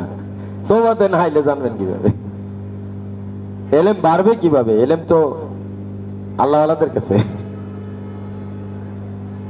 বন্ধুরা আমার, একই ঘটনা কারুনের। কারুন একটা ভদ্রলোক ছিল, তার মধ্যে সমাজে ভদ্র আর কেউ ছিল না, সবাই তার প্রশংসা করত। কিন্তু যখন মাল হয়েছে তখন ওই কারুনও ওই নমরুদের মতো, ফেরাউনের মতো হয়ে গেছে। আজকে যেমন ডোনাল্ড ট্রাম্প, ফ্রাউন জামানার ফ্রাউন ডোনাল্ড ট্রাম্প, আল্লাহ ওকে ধ্বংস করে দেবে, ওর সহযোগী লোকদেরকে আল্লাহ ধ্বংস করে দেবে। আল্লাহ ফেরেশতাদের মাধ্যমে তাদেরকে প্রতিহত করুক, জিন্নাতের মাধ্যমে প্রতিহত করুক, আল্লাহ পাক কুদরতের মাধ্যমে এই ডোনাল্ড ট্রাম্পের সমস্ত ক্ষমতাকে ধ্বংস করে দেয়। বন্ধুরা আমার, এই কারণও এরকম হয়েছে, মাল দৌলতের ক্ষমতায় এত বেশি অন্ধ হয়েছে, জাগার খুঁজে পারে নাই, পাই নাই, লাস্টে যায় মুসা আলাইহিস সালামের উপরে তলোয়ার ধরছে। মুসা আলাইহিস সালামের উপরেই তলোয়ার। বুঝবেন আজকে ওলামা একরাম আমরা কেন জানেন, আমরা কেন ওলামা একরামদের সাথে থাকতে পারি না, উঠা বসা করতে পারি না, আল্লাহ আল্লাহদের সাথে উঠা বসা করতে পারি না? এটার মূল কারণ হলো বিসাল ফকির আলা বাবিল আমির। বিসাল ফকির আলা বাবিল আমির। ওলামা একরাম দুনিয়াদারদের পিছনে ঘুরে, সেই পরিমাণ দুনিয়াদারদের পিছনে ঘুরে ওই পরিমাণ আল্লাহ ওয়ালাদের পিছনে ঘুরে না। কথা মনে রাখেন, তারা আল্লাহ ওয়ালাদের পিছনে ঘুরে, কিন্তু পরিমাণটা কতটুকু? 100 ভাগের 1 ভাগও না, মৌলানা সাহেব বলতেছে। তাহলে তার দ্বারা কি হইতে পারে বাকি আমি আর বলবো না, আপনারা বলেন। এই জন্য তারা আল্লাহ ওয়ালাদের দিকে আঙ্গুল ইশারা করে। কাদের পরামর্শে? ওই দুনিয়াদারদের পরামর্শে। ওরা হচ্ছে জামানার নমরুদ, ওই দুনিয়াদাররা জামানার কারুন আর ফেরাউন। কারুন এর পরামর্শে একটা মহিলা ভাড়া করছে, আর মহিলাকে বুঝাইছে তোর অর্থ দিব, তুই মুসা আলাইহিস সালামের উপরে অপবাদ দিবি। যার ফলে আল্লাহ পাক নারাজ হইলেন, আর আল্লাহ পাক মুসা আলাইহিস সালামের বদদুয়া দ্বারা কারুনের সব কিছু জমিনের মধ্যে গেড়ে দিলেন। একটা ভালো মানুষ খারাপ হয়ে যায় সহবতের কারণে, মালের কারণে, দৌলতের কারণে। একটা খারাপ মানুষ ভালো হয়ে যায় আল্লাহ ওয়ালাদের সাথে সঙ্গী হওয়ার কারণে, আল্লাহ ওয়ালাদের ভালোবাসার কারণে, আল্লাহ ওয়ালাদের মহব্বতের কারণে।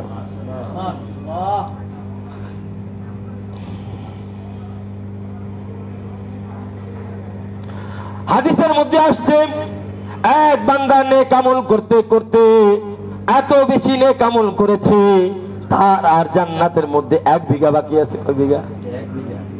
মারা যাবে, সোজা জান্নাতে চলে যাবে। অতঃপর তার সোহবতের আসর পড়ছে, বুড়া সোহবত, খারাপ সোহবত। তার খারাপ সঙ্গীদের সাথে ওই সময় এসে কোন একটা আসরের কারণে গুনার জায়গা পাশ দিয়ে হাঁটবেন না। আপনারা জানেন ময়লা যেখানে ফেলায় ডিপু, ময়লার ডিপু, ওখান থেকে কিন্তু আমরা হাঁটলেও নাক বন্ধ করে হাঁটি, মুখে রুমাল দিয়ে হাঁটি। যদি কোনো প্রয়োজন হতে যায় তাড়াতাড়ি কেমনে দৌড়ায় পার হওয়া যায় ওইটা চিন্তা করি। খারাপ সঙ্গ থেকে সর্বদা হুঁশিয়ার। এটা ওই ধরনের ময়লার ডিপু, এটা মৃত্যুর আগেও যদি 1 সেকেন্ডের জন্য আপনি এখতিয়ার করেন, আপনার ঈমান সলব হইতে পারে। এই লোক খারাপ সঙ্গ এখতিয়ার করলো, 1 বিঘা বাকি ছিল জান্নাতে যাইতে, খারাপ সঙ্গ এখতিয়ার করার কারণে এমন কোন গুনাহ করে বসছে যে গুনাহ ডাইরেক্ট আক্রমণ করছে ঈমানের উপরে। ডাইরেক্ট আক্রমণ কোথায় করছে? ঈমানের উপরে। মৃত্যুর সময় তো আক্রমণ শয়তান ঈমানের উপরেই করবে। এমন জায়গায় আক্রমণ করছে যে তার ঈমানের মধ্যে শিরিক ঢুকে গেছে, ঈমানের মধ্যে ঈমান ভেঙে চুরে টুকরা হয়ে গেছে, যার ফলাফলে 1 বিঘা, মাত্র 1 বিঘা ছিল তার আর জান্নাতের মধ্যে পার্থক্য। অতঃপর সে খারাপ সঙ্গ, খারাপ সোহবতে যাওয়ার কারণে এই সকল ওলামা একরাম যারা দুনিয়াদারদের সোহবতে অর্জন করে, এদেরও ভয়ঙ্কর বিপদ হইতে পারে। যে সকল দুনিয়াদাররা দুনিয়াদারদের পিছনে লাগে তাদেরও ঈমানে নিয়ে ভয়ঙ্কর সমস্যা হইতে পারে। আমি আপনাদেরকে হুঁশিয়ার করব, খবরদার মৃত্যুর আগ পর্যন্ত, কালেমা নিয়ে না যাওয়া পর্যন্ত কোন খারাপ সঙ্গ দুনিয়াদারদেরকে হিসাবের মধ্যে আনা যাবে না।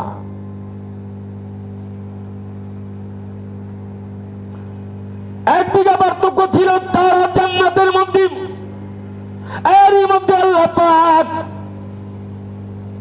এর ইশারা, বান্দা যদি খারাপ সঙ্গ ইখতিয়ার করে তার ইমানের ক্ষতি হয়ে যায়। এই কারণেই এই বান্দা খারাপ সঙ্গের কারণে তার ইমান নষ্ট হয়ে জাহান্নামে চলে গেছে। আল্লাহ রসুলের জামানায় এক সাহাবী যুদ্ধ করতেছে। কি করতেছে? আল্লাহ রসুলকে বলা হয়, ইয়া রাসূলুল্লাহ, এত অনেক বড় যুদ্ধ। আল্লাহ রসুল বলে, ফি নারি জাহান্নাম, জাহান্নামে যাইবে। আল্লাহ রসুলের জামানায় যুদ্ধ করতেছে, ধর্মযুদ্ধ আল্লাহ রসুলের পক্ষে। আল্লাহ রসুল তাকে জাহান্নামে ঘোষণা করছে। আল্লাহ রসুলের ওহী লেখে, ওহী লেখক, ওহী লেখক। কি লেখক? ওই এটা সাধারণ ব্যাপার। এই মর্তবা কত বড় মর্তবা! মুফাসসিরের মর্তবা, মুহাদ্দিসের মর্তবা, মুফতির মর্তবা না, এসে বড়, অনেক বড় মর্তবা এটা। সে পর্যন্ত মরদুদ হয়ে গেছে। কি হয়ে গেছে? মরদুদ হয়ে গেছে। তাহলে রসুলের সোহবতে থাইকা, রসুলের কাতাবে হইয়া যদি মরদুদ হইতে পারে, রসুলের সোহবতে থাইকা রসুলের সঙ্গে যুদ্ধ করে যদি রসুলের কাছ থেকে জাহান্নামী হওয়ার বাশারত শুনতে পারে, তো আপনার আমার ভয় করা উচিত কিনা? আমরা আছি কোন হক কোন না, এটার পিছনে কেমনে লাগা যায়? নিজের ফিকির নাই, আরেকজনের জিকির নিয়ে নিজের ঘুম নাই, ঘুম হারাম করে ফেলছে, অথচ নিজেরই ফিকির নেই। ফজরের নামাজের খবর নাই। অধিকাংশ বক্তা 100%, 99% বক্তা ফজর নামাজ পড়তে না। বললে তো আপনারা মন খারাপ করবে, আমরা তো জানি। কেউ ইচ্ছা করে পারে না, কেউ পড়তেই পারে না। কয়দিন জায়গায় থাকবেন আপনি? আপনি তো আর আবু হানিফা হয়ে যান নাই, ইমাম শাফি হইতে পারেন নাই। রেগুলার আপনি ওয়াজ করেন, মাসে 60টা ওয়াজ করেন, বড় বড় গল্প দেন না ইউটিউবে আইসা। আপনার পিছনে সিসি ক্যামেরা লাগাইতে 60টা ওয়াজ কইরা মাসে ওই কেমনে ফজরের নামাজ পড়ে? তার মানে কি 30 দিনে 2টা করে ওয়াজ? ওই কেমনে ফজরের নামাজ পড়ে? এটার মধ্যে সিসি ক্যামেরা লাগানি স্যার, এটা বোঝার কোনো রাস্তা নেই। কি কথা ঠিক কিনা? আমি ভুল কইছি? একদিকে মানুষের হেদায়েতের বয়ান স্লোগান দিতেছেন, আরেকদিকে নিজের ক্ষমতা, নিজের সাথে আল্লাহর সম্পর্ক নষ্ট হইতেছে। ভাই খালি বুজুর্গি এইভাবে দেয়া দেয় লইব।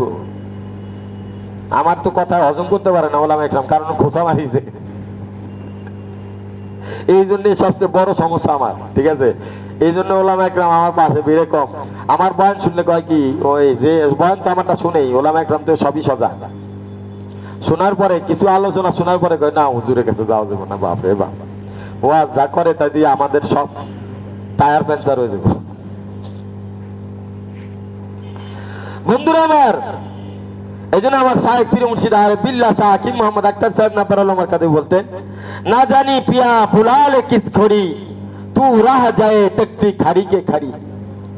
শোনো বন্ধু, এর থেকে বাঁচার জন্য একটা জিনিস রাখতে হবে, শুধু ওলামা ইকরাম না, তোমাদেরও সমস্যা আছে। খালি আরেকজনের হেদায়েতের চিন্তা না করে আগে নিজের হেদায়েতের চিন্তা করে। নিজের ঘরের লোক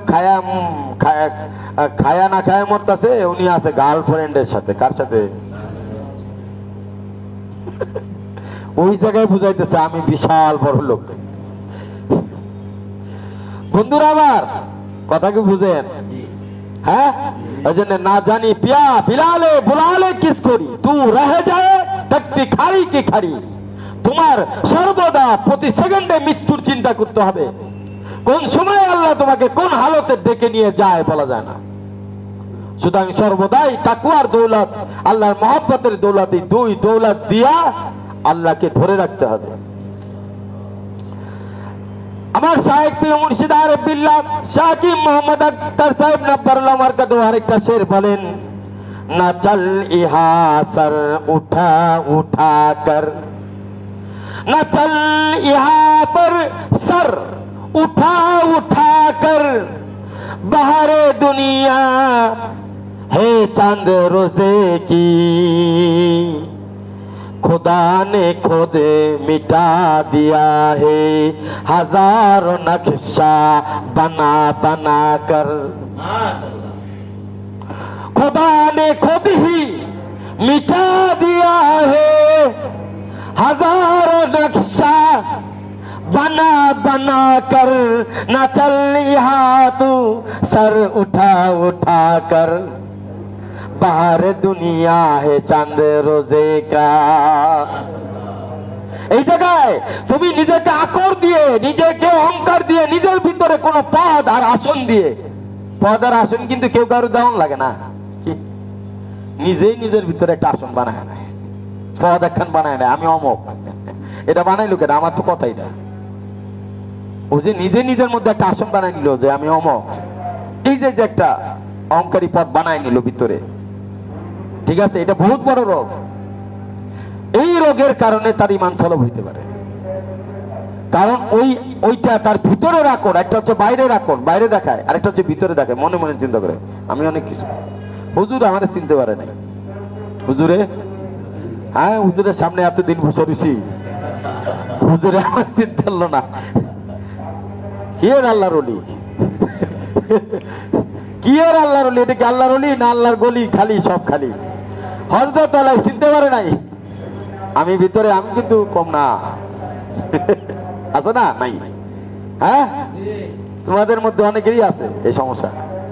হ্যাঁ হযরত আলী আমার, তো আমার সাহেব বলে খবরদার খবরদার, নিজের ভিতরে মাকাম তৈরি কইরা দায়িত্ব না, না চললে হাসার উঠা উঠা কর। তুমি যেই জায়গায় তুমি নিজের মাকাম বানাইতেছো, তুমি কি খবর রাখো? ওইটা কোনো জায়গাই না, ওইটা কোনো, তুমি কোন জায়গায় নিজের মাকাম বানাইতেছো যে তোমার শায়েখ, তোমার হযরত আলী পীর সাহেব চিনতে পারলো না? এটা কোন জায়গা হইলে না চিনা না চিনার প্রশ্ন, এটা তো জায়গাই না, চিনা না চিনার জায়গাই না। ইয়ে চাঁদ রোজে কা, 2 দিনের দুনিয়া ফানি হে, কুল্লুমান আলাইহা ফান ওয়া ইয়াবকা ওয়াজহু রাব্বিকা যুল জালালি ওয়াল ইকরাম। 2 দিনের দুনিয়া, এখানে তুমি কি চিনতে বলতেছো? কি চিনতে বলতেছো? না আমি কোনটা চিনবো বলো তো দেখি? হ্যাঁ, কি চিনতে বলতেছো? আর তুমি কি মাকাম নিয়ে বসে রয়েছো, ভিতরে ভিতরে বানাইছো, ভিতরে ভিতরে বানায় রাখছো। মনে রাখবা, দিল ভাঙ্গে না মসজিদ ভাঙ্গে, ভাঙ্গে খোদার কাবা ঘর, দিলের নাম রশি টানা, ব্যথা দিস না তার ভিতর। দিলের নাম রশি টানা, এটা সিলসিলার ব্যাপার। আমি আমার শায়েখের কাছে মিটে আছি, আমার মাকাম আছে, আমি একবারও কইছি আমি আল্লাহর ওলি? আমি হযরতের কথা শুনাইতেছি, তার মানে মিটছি কার কাছে? হযরত আল্লাহর কাছে। এখানে কাকে রিপ্রেজেন্ট করতেছি? কোন আল্লাহর ওলির কথা বলতেছি? আমার কথা, আমার শায়েখের কথা। তাকে রিপ্রেজেন্ট করা হচ্ছে, তো এখানে আমার মাকাম কি? তোমারে চিনবো যে? আগে তো আমারে চিনতে হইব, আমি তো কিছুই না। কথাটা বুঝতে হবে, আমি তো বন্ডের ঘরে বন্ড, আমার মতো বন্ড দুনিয়াতে আছে। আমি লিখি যে না, এমনি না, মুখেও কই আমার মতো বন্ড নাই। শায়েখ ইহসান করে বসাইছে তাই কিছু কথা বলতেছে। যদি ইহসান করে শায়েখের নেক নজর থাকে, কিয়ামতের ময়দানে যদি তিনি শাফায়াত করে আল্লাহ রাসূলের কাছে বলে, তাইলে হয়তো আমার নাজাত হইতে পারে। আমরা তো এটাই চিন্তা করি। তো এই জন্য শায়েখের আঁচল ধরে আছি, সন্তান বাবা মার আঁচল ধরে থাকে, সকাল থেকে সন্ধ্যা পর্যন্ত চিল্লায়, আব্বা লজেন্স খাবো, লজেন্স খাবো, লজেন্স খাবো। আব্বা দেয় না, দেয় না, দেয় না, হঠাৎ একদিন কিনা দেয়।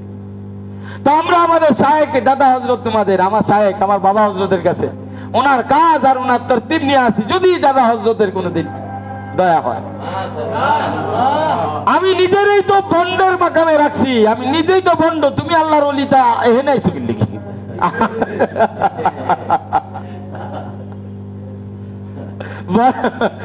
আমি তো ভালো কিছু চিনবার পারি না, কারণ কেন? কারণ আমি নিজেরই এখনো চিনা পারি নাই। কি পারি না? নিজেরই এখনো চিনা পারি নাই। নিজের চিনার জন্য চেষ্টা করতেছি, মেহনত করতেছি, যাতে কি মৃত্যুর আগ পর্যন্ত যেন আমি আমার পরিচয়টা পেয়ে যাই। আমি আমার, কারণ বেলায়েত কার? আল্লাহর। এটা কি আমার বাপের যে জমির ওয়ারিস হইছি পেয়ে গেলাম, বাপে দিয়ে দিল, বাপ তোর, তুই পেয়ে গেলি, এমন না। বাপে মারা গেছে, ওয়ারিস পেয়ে গেলাম, এমন না। বেলায়েত কার? আল্লাহর। আল্লাহ না দিলে আমি পাবো কোথা থেকে? আল্লাহ যদি আমাকে বেলায়েত না দেয়, তাহলে আমি বেলায়েতটা পাবো কোথা থেকে? আর আল্লাহরে কি তুমি আমি 60 টাকা মরিচ মশলার মতো মনে করতেছি? হ্যাঁ, জাকারিয়া আলাইহিস সালাম নবী আছিলেন না? এক ভুলের কারণ কি হয়েছে? গাছের মধ্যে আশ্রয় চাইছে, কিন্তু একটু আসল বার হয়েছিল, শয়তানে দেখাই দিছে। এবার 2 টুকরা করা হচ্ছে। কি গাছ রে ভাইরা? আল্লাহ কি দিলেন দমক? আমি ছিলাম না? তুই গাছের কাছে আশ্রয় চালি, আমার কাছে আশ্রয় কেন চালি না? 2 টুকরা করে দেওয়া হবে। কথা বলবি না, যদি বলিস বেলায়েত থাকবে না, নবুয়ত কেড়ে নেওয়া হবে। আমরা থাকি 24 ঘন্টা ভয়ে। কি থাকি? 24 ঘন্টা ভয়ে। আল্লাহ এই বন্ডরে তুমি আল্লাহ তোমার প্রিয় বান্দা বানায় না, তাই না? আর তুমি নিজের ভিতরে নিজের মাকাম বানায় রাখছো। তোমার অবস্থা যে কি হবে আল্লাহ জানে। কি রাখছো? যেখানে আল্লাহ কোরআনের মধ্যে বলেছেন, যারা পরিমাণ যদি কারো ভিতরে অহংকার থাকে, সে জান্নাত কেন জান্নাতের খুশবুও পাবে না। ও ভাই, মাকাম কিসের থেকে আসে? মাকাম কার থেকে বের হয়? অহংকার থেকে বের হয়। মাকাম করতে বের হয় অহংকার থেকে বের হয়। যতক্ষণ পর্যন্ত তুমি তোমার অহংকারকে পায়ের তলে নিষ্পেষিত না করতে পারবা, ততক্ষণ পর্যন্ত আল্লাহ তোমাকে মাকাম বাড়ায়া। আল্লাহর কাছে কোনো মাকামই নাই। কি নাই? কি নাই? হাজার না লক্ষ লাখো লোকের সামনে এরকম শায়েখ হইয়া হাজার হাজার মানুষের সামনে কান ধরে আপ ডাউন করতে হবে। এই যোগ্যতা যখন তোমার ভিতরে থাকবে, সেদিন তুমি কিছু মনে করে নিও।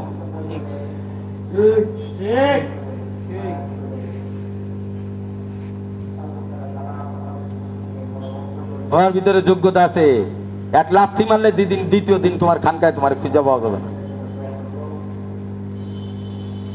আর আমি তো বন্ধ হই, আমার সমস্যা নাই। কান ধরে আমি 1000 বার কান ধরবো, পাও ধরবো, মাফ চামো, আমার সমস্যা নাই। কেন সমস্যা নাই? এই লোক রেফলেস পর্যন্ত জিতা যায়। কি যায়? আল্লাহর দয়া। নরম মাটিতে পানি জমে, ঠিক তেমনি আল্লাহর দয়া যে নিজেকে ফানা করে দেয় তার মধ্যে জমে। ফানা মানে কি? আমার কোনো অস্তিত্বই নাই। কি নাই? আমি বলতে কিছু নাই। আমার ভিতরে যদি কিছু থাকে, ওটা হাকিম আক্তারের দান, যেটা আপনারা শুনতেছেন। আমার না, যে কথাগুলি বলতেছে কথাও আমার না, হাকিম আক্তারের দান। যে চেহারার সামনে আপনারা বসে আছেন, এই চেহারার উপরে যা দয়া আছে সব হাকিম আক্তার।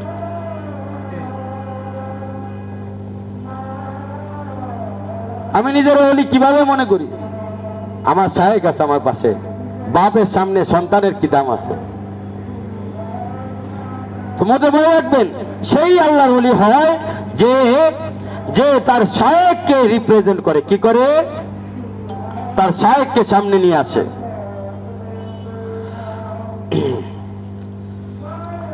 বুঝাইছে? আল্লাহ হাজারো নকশা তৈরি করছে, কোটি কোটি নকশা। আল্লাহ কি করছে? নিজে বানাইছে, আবার নিজেই ও নকশা মিটাইছে। কথা ঠিক কিনা? ফেরাউনকে কে বানাইছে? ফেরাউনের রাজত্বকে দিছে, আর ওইটারে ধ্বংস কে করছে? সাদ্দাতের কে বানাইছে? সাদ্দাতের রাজত্বকে বানাইছে, আবার ওইটারে ধ্বংস কে করছে? আবু জাহেলকে কে বানাইলো? আবার আবু জাহেলের বাড়ি বিশাল রাজকীয় কে বানাইলো? ওই বাড়িতে আবার বাথরুম কে বানাইলো? তোমার দিলের মধ্যে ভয় আসে না কেন? তুমি নিজের কি মাকামে ধরে রাখছো? এই মাকামের কারণেই আজকে তোমার আল্লাহর সাথে সম্পর্ক হচ্ছে না। যদি দিলের ভিতরে কোনো মাকাম না থাকতো, তা আজকে তুমি ছোট হইতে পারতা, ঝুঁকতে পারতা, এবং এই ঝুঁকা তোমার কারণে, তোমার এই ঝুঁকাটা আল্লাহর কাছে পছন্দনীয় হইত। কথা কি বুঝতে পারছো? কথা বুঝে আসে? বন্ধুরা আমার, এইটা আল্লাহ তাআলার কাছ থেকে আমাদেরকে খুঁজে বের করে নিতে হবে। আল্লাহ পাকের 2টি নাম, একটা হচ্ছে রহমান আর একটা হচ্ছে রহিম। রহমান মানে আল্লাহ পাক সখী। আল্লাহ তো নিজের কিছু মনে করে না। কিন্তু কেমন সখী, কেমন দানবীর, কাফেরদেরকেও খাওয়ায়। যদি আল্লাহ নিজের কিছু মনে করতো, কাফেররা খাইতে পারতো নাকি?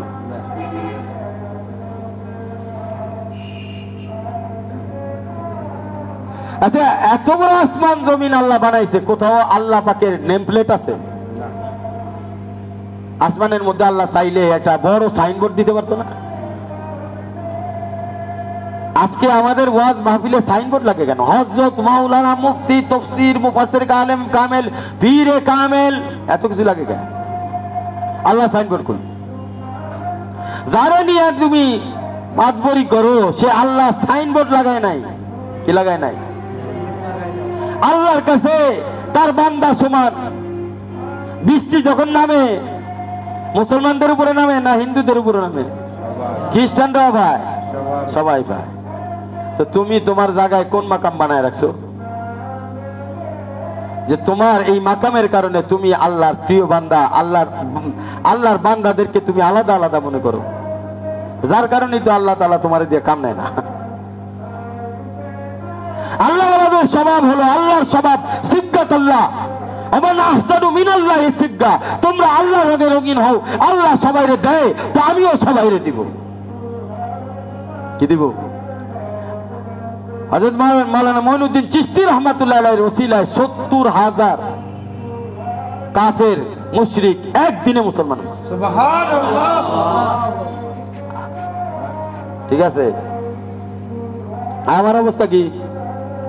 এই আমার অবস্থা কি বলো? আমার কথা শুনে একটা মানুষ নামাজও যায় না আর নিজের ভিতরে মাকাম বানায় রাখছে। সমস্যা না? আল্লাহরে ডাকি দেয় না। আমি মা নিজের কত কিছু মনে করে রাখতেছি, তাই না? তো যতক্ষণ না পর্যন্ত এটা মনে রাখবে, আমার শাইখ পীর মুর্শিদ আরিফ বিল্লাহ শাহ হাকিম মোহাম্মদ আখতার সাহেব বলছে ফিল হাল, আরেকটা ফিল মাল। ফিল হাল আমি সমস্ত মানুষ থেকে নিকৃষ্ট। কি? সমস্ত মানুষ থেকে সব মানুষ আমার থেকে উৎকৃষ্ট। ফিল মাল সমস্ত মাখলুক থেকে আমি নিকৃষ্ট, সমস্ত মাখলুক আমার থেকে উৎকৃষ্ট। ফিলহাল মানে বর্তমান। আমার ইসলাম কখন হবে? আমি এই মানুষটা এখনো জানি না যে আমার আল্লাহর কাছে কি দরজা আছে, এটা আমি জানি। সুতরাং সমস্ত মানুষ আমার থেকে ভালো, আমি খারাপ।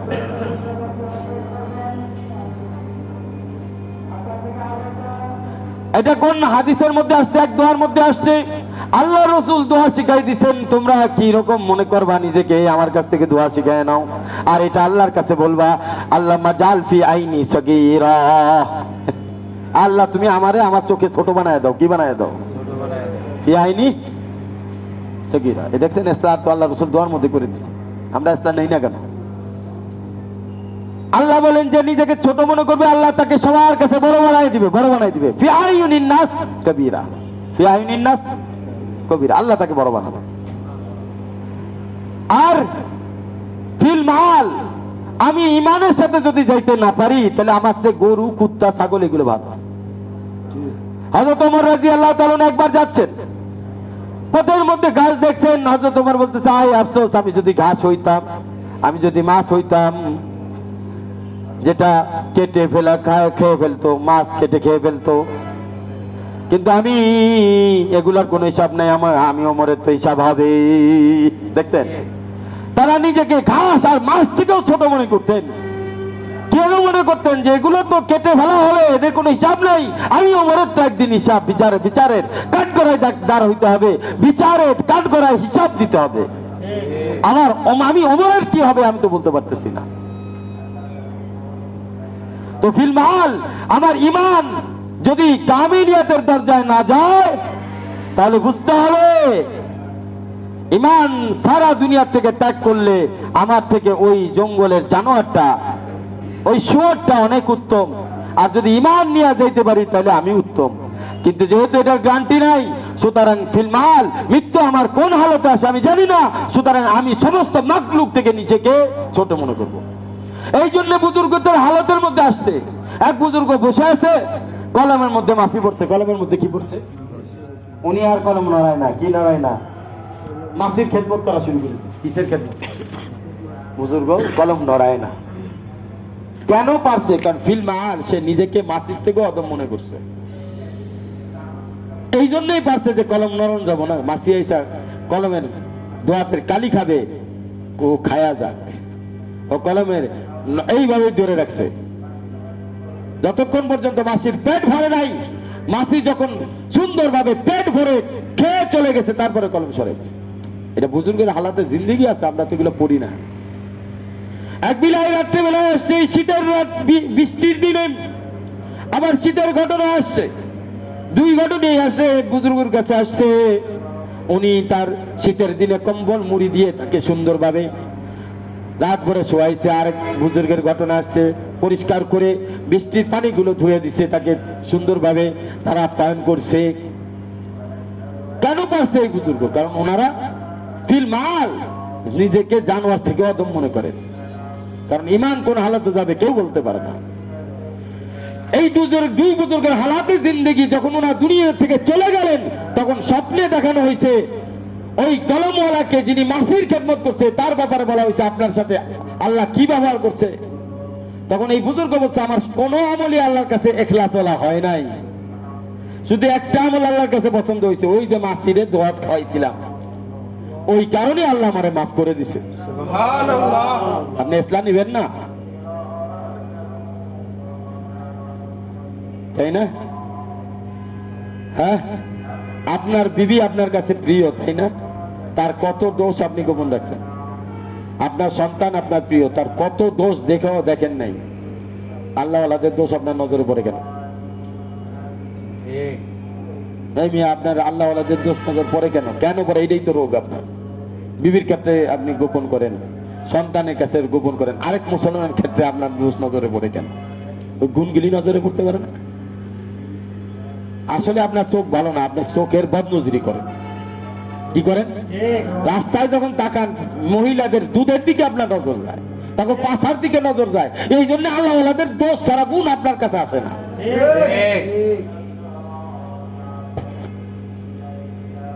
বুঝেন নাই? আল্লাহর বান্দাদের দোষই আপনার নজরে পড়বে, গুণ নজরে পড়বে না। ওই বিলাইয়ের ব্যাপারেও একই ঘটনা আসছে, আলাদা জিন্দেগিতে পাওয়া যায় যে ওনার সাথে আল্লাহ তাআলা একই মুআমালা করছে, ওই যে বিলাইয়ের খেদমত করছে, এই জন্য আল্লাহ মাফ করে দিচ্ছে। সুবহানাল্লাহ। এক জানি কুত্তাকে পানি খাওয়া যদি মাফ পাওয়া যেতে পারে, কুত্তা আল্লাহর কাছে দরখাস্ত করছে, সারা জীবন জেনা করছে, আল্লাহ মাফ করে দিচ্ছে। হাদিসের মধ্যে আসছে, হাদিসের ব্যাখ্যায় আসছে আর কি, হাদিসের সরাই আসছে, বুজুর্গদের কাছ থেকে আমরা এই সকল ঘটনা শুনেছি। সুতরাং আল্লাহ তাআলা কাকে কোন মাকলুকের খেদমতের দ্বারা আল্লাহ মাফ করে দিবে এটা বলা যায় না। এবার আসেন, আল্লাহ যে আপনাকে ভালোবাসে, মহব্বত করে, এই যে জিনিসের দলিল আমি এখনই দিতে পারি, তারপরও দিয়ে দিই, কারণ এই জায়গাটা দলিল দিতে হবে, নাহলে বুঝে আসবে না।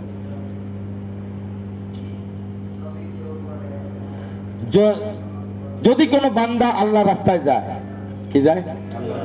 এলেম অন্বেষণ করার জন্য, তার জন্য সমস্ত মাকলুক দোয়া করতে থাকে না থাকে না, সমুদ্রের মাছ পর্যন্ত, গর্তের পিপিলিকা পর্যন্ত, যে আপনার দোয়ায় লিপ্ত আছে।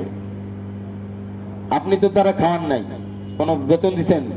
মাছ রে, পিঁপড়া রে, গর্তের পিপিলিকা রে, আসমানি মাকলুকরে বেতন দিচ্ছেন? বেতন ছাড়া নিজেরটা খাইয়া আপনার জন্য দোয়া করতেছে। কি?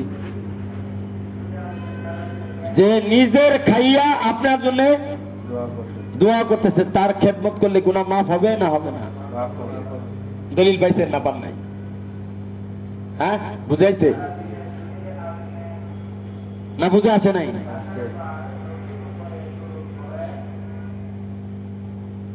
হ্যাঁ, আরো বুঝে আসবে সামনে আলোচনা করবে। এই যে আমি রহমান আর রহিমের কথা বলছি, রহিম মানে অত্যন্ত দয়ালু, তার দয়া শেষ নাই, অফুরন্ত দয়া তার, অফুরন্ত দয়া। রহমান মানে আল্লাহ কাফেরদের খাওয়ায়, বেঈমানদেরকেও খাওয়ায়, আবার মুসলমানদের খাওয়ায়, তাদেরকেও আল্লাহ দেয়, আমাদেরকেও আল্লাহ দেয়। আর রহিমের সম্পর্ক হচ্ছে আখিরাতের সাথে, রহমানের সম্পর্ক দুনিয়ার সাথে, রহিমের সম্পর্ক আখিরাতের সাথে। কেমনে? এটা আখিরাতে যায় আল্লাহ রহিম হবেন, ব্যাপারটা এমন না। অনেকে কয় আখিরাতে যাওয়ার পর বিচার দিবস আল্লাহ রহিম, ব্যাপারটা এমন না। আল্লাহ যার সাথে রহিম হবেন, দুনিয়াতেই তার সাথে রহিম ওলা মুআমালা করবেন। সে যদি কাফের হয়, তাকে ইসলামে আসার তৌফিক দান করবেন। মুসলমান হওয়ার আগে রহমান ছিলেন কাফেরের উপরে। কি ছিল? যখন আল্লাহ কাফেরের ব্যাপারে সিদ্ধান্ত নিল যে তাকে হেদায়েত দিবেন, তখন আল্লাহ তার উপরে কি হইলেন? রহিম হলেন। বুঝতে পারতেন? ব্যাখ্যাগুলো বুঝেন। রহিম হইয়া তাকে মুসলমান বানাইলেন। মুসলমানের উপরে যখন রহিম হন তখন তাকে আল্লাহ ইমান কি বানান? মুমিন বানান। কি বানান? মুমিনের উপরে যখন রহিম হন তখন তারে মুত্তাকি বানান, আল্লাহ ওয়ালা বানায় দেন। তাহলে আল্লাহ পাক রহমান কখন? যখন আপনার পিছনের স্টেজ তখন রহমান, যখন তার থেকে আপনার দিনের লাইনে আগে বাড়াইতেছে তখন আল্লাহ পাক দুনিয়াতেই আপনার জন্য রহিম। কথা বুঝতেছেন? বুঝছেন? এবার আসেন আল্লাহ পাকের রহমান আর রহিম হওয়ার ব্যাপারটা একটু ব্যাখ্যা করি। তা আল্লাহ পাকের রহমত 70 ভাগে বিভক্ত করা হয়েছে। আরশে আজিমের মধ্যে লেখা আছে সাবাকাত রহমাতি আলা গজবি, অর্থাৎ আল্লাহর গজব এবং আল্লাহর রহমত দুইজনে পাল্লা দিছে, লাস্টে রহমত জয়লাভ করছে। তো রহমতকে তখন 70 ভাগে ভাগ করে এক ভাগ দুনিয়ার মানুষ সহ সমস্ত মাখলুকাত কে আল্লাহ পাক তাকসিম করে দিয়েছেন। তার অবস্থা এমন যে এক মাখলুক আরেক মাখলুকের উপরে দয়া করে কেমন ভাবে, আহা, এটা কোনো সীমা নাই। মুরগির বাচ্চা যখন হয় মুরগির কাছে যান দেখেন কেমনে কক কক করে, কুত্তার কুত্তি মিলে যখন বাচ্চা পয়দা করে তখন ওই কাছে যায় দেখেন বাচ্চা ধরতে গেলে কেমন দাবরটা খান, ঠিক না? কেমন দাবরটা খান। আর এক মা তার সন্তানকে কতটা ভালোবাসে এটা দেখলে বুঝতে পারবেন আল্লাহ পাক কেমন রহমান কেমন রহিম। এক ভাগ দিচ্ছেন আর 70 ভাগ 69 ভাগ কার কাছে? আল্লাহর কাছে। তো এটা বুঝবেন কিভাবে 69 ভাগ আল্লাহর কাছে? এটা বুঝছেন কোনোদিন? একদিনও বুঝেন নাই, খালি পথ করে বেড়াইছেন, মানুষটা ভুলে বেড়াইছেন। এটা বোঝার চেষ্টা করেন। আজকে আপনাকে আঙ্গুল ধরায়া একেবারে ছোট বাচ্চার মতো মা বাপ যেমন সন্তানকে ক খ গ গ বুঝাই দেয়, আজকে 70 ভাগ 69 ভাগ রহমত আপনাকে বুঝাই দেওয়া হবে। যখন আল্লাহ পাক রহমান ছিলেন তখন আপনি মায়ের পেটে ছিলেন। মায়ের পেটে থেকে যখন আল্লাহ রহিম হইলেন দুনিয়াতে আসলেন, রহিম হইয়া দুনিয়াতে নিলেন। আবার যখন দুনিয়াতে আসছেন তখন আল্লাহ রহমান মা বাপরে দিয়া বিনা পয়সায় বিনা খাটনিতে আপনারে পালতাছে। কি? যখন আল্লাহ রহিম হলেন তখন আপনারে বড় করে আল্লাহ বিয়া করাই দিলেন। এবার তুইও মা বাপ হ। বুঝতে পারছেন? Part by part. এই জন্য বিসমিল্লাহির রহমান শুধু শেষ করে নাই, বিসমিল্লাহির রহমানের সাথে আল্লাহ রহিম বলছে। সুতরাং এখানে ব্যাখ্যাটা রহমান আর রহিমকে আলাদা করলে হবে না। আল্লাহ পাক দুইটা নাম একসাথে করছে। আল্লাহ বান্দার উপরে কখনো রহমান হন যখন তাকে দিনের লাইনে আগে বাড়ার সুযোগ দেন, তখন আল্লাহ পাক খোদ তার উপরে রহিম হয়ে যান। আজকে আপনি যখন খানকায় ছিলেন না তখন আল্লাহ ছিল রহমান, খানকায় আসার তৌফিক দিচ্ছে, এখন আল্লাহ কি? রহিম। এখন আপনাকে আস্তে আস্তে নামাজি, রোজাদার, জিকিরওয়ালা, আল্লাহওয়ালা, দাড়ি, টুপি, পাঞ্জাবি, সুন্নত যত আল্লাহ বানাইতেছে, আগের থেকে আগে ছিল রহমান পরে রহিম, আগে রহমান পরে রহিম, এভাবে চলতেছে। এবার আসেন এক ভাগ আল্লাহ, এক ভাগ যে সবাই ভাগ করে দিলেন, এটা কেন দিচ্ছেন? আল্লাহ রহমান তাই কি বুঝতে পারেন নাই? আল্লাহ রহমান এই জন্য 70 ভাগের এক ভাগ সবাই দিয়ে দিচ্ছেন। কি দিচ্ছেন? কাফেররাও দিচ্ছেন, আল্লাহর প্রিয় বান্দা মুসলমানদেরকেও দিচ্ছেন। না দেন নাই, এক ভাগ ভাগ করে দিছে, মাখলুকের মধ্যেও দিছে। কিন্তু 69 ভাগ রাখছে আখিরাতের জন্য, অর্থাৎ যে আল্লাহর চাবে তাকে 69 ভাগ দিয়ে রহিম হিসেবে আল্লাহ তাআলা তার আপন প্রিয় বান্দা হিসেবে, বন্ধু হিসেবে কবুল করে নেবেন। এবার 69 ভাগ কিভাবে বুঝবেন? একটা আমল করছেন, সাথে সাথে সওয়াব কতগুলি? 10 গুণ। সওয়াব কত? একবার সুবহানাল্লাহ বলছেন, কতবার সুবহানাল্লাহর সওয়াব? 10 বার সুবহানাল্লাহ বলার সওয়াব ডান পাশের ফেরেশতা লিখে বলায়। কয়বার? 10 বার। তাহলে 10 বার যদি সুবহানাল্লাহ কোন কতবার? 100 বার। এবার ভাগ বুঝছেন? আল্লাহ 100 ভাগ রহমান কেমনে 100 বানাই দিল? এই খেয়াল করেন, নালে কিন্তু ফ্যাস লেগে যাবে। সবাই খেয়াল করেন। আল্লাহ বলছে না যে আমি 70 ভাগের এক ভাগ দিছি, বাকি 69 রাখছে। কিরকম? দেখেন টি ডবল কেমনে হয়। এক ভাগ করছেন 10 ভাগ নেকি, 10টা করছেন 100 নেকি। দেখছেন আল্লাহর 100 রহমত কিভাবে ওজুদে রহিম হিসেবে চলে আসবে। আল্লাহ রহিমিয়া কিভাবে আপনার দিকে 100 গুণ বেড়ে গেল।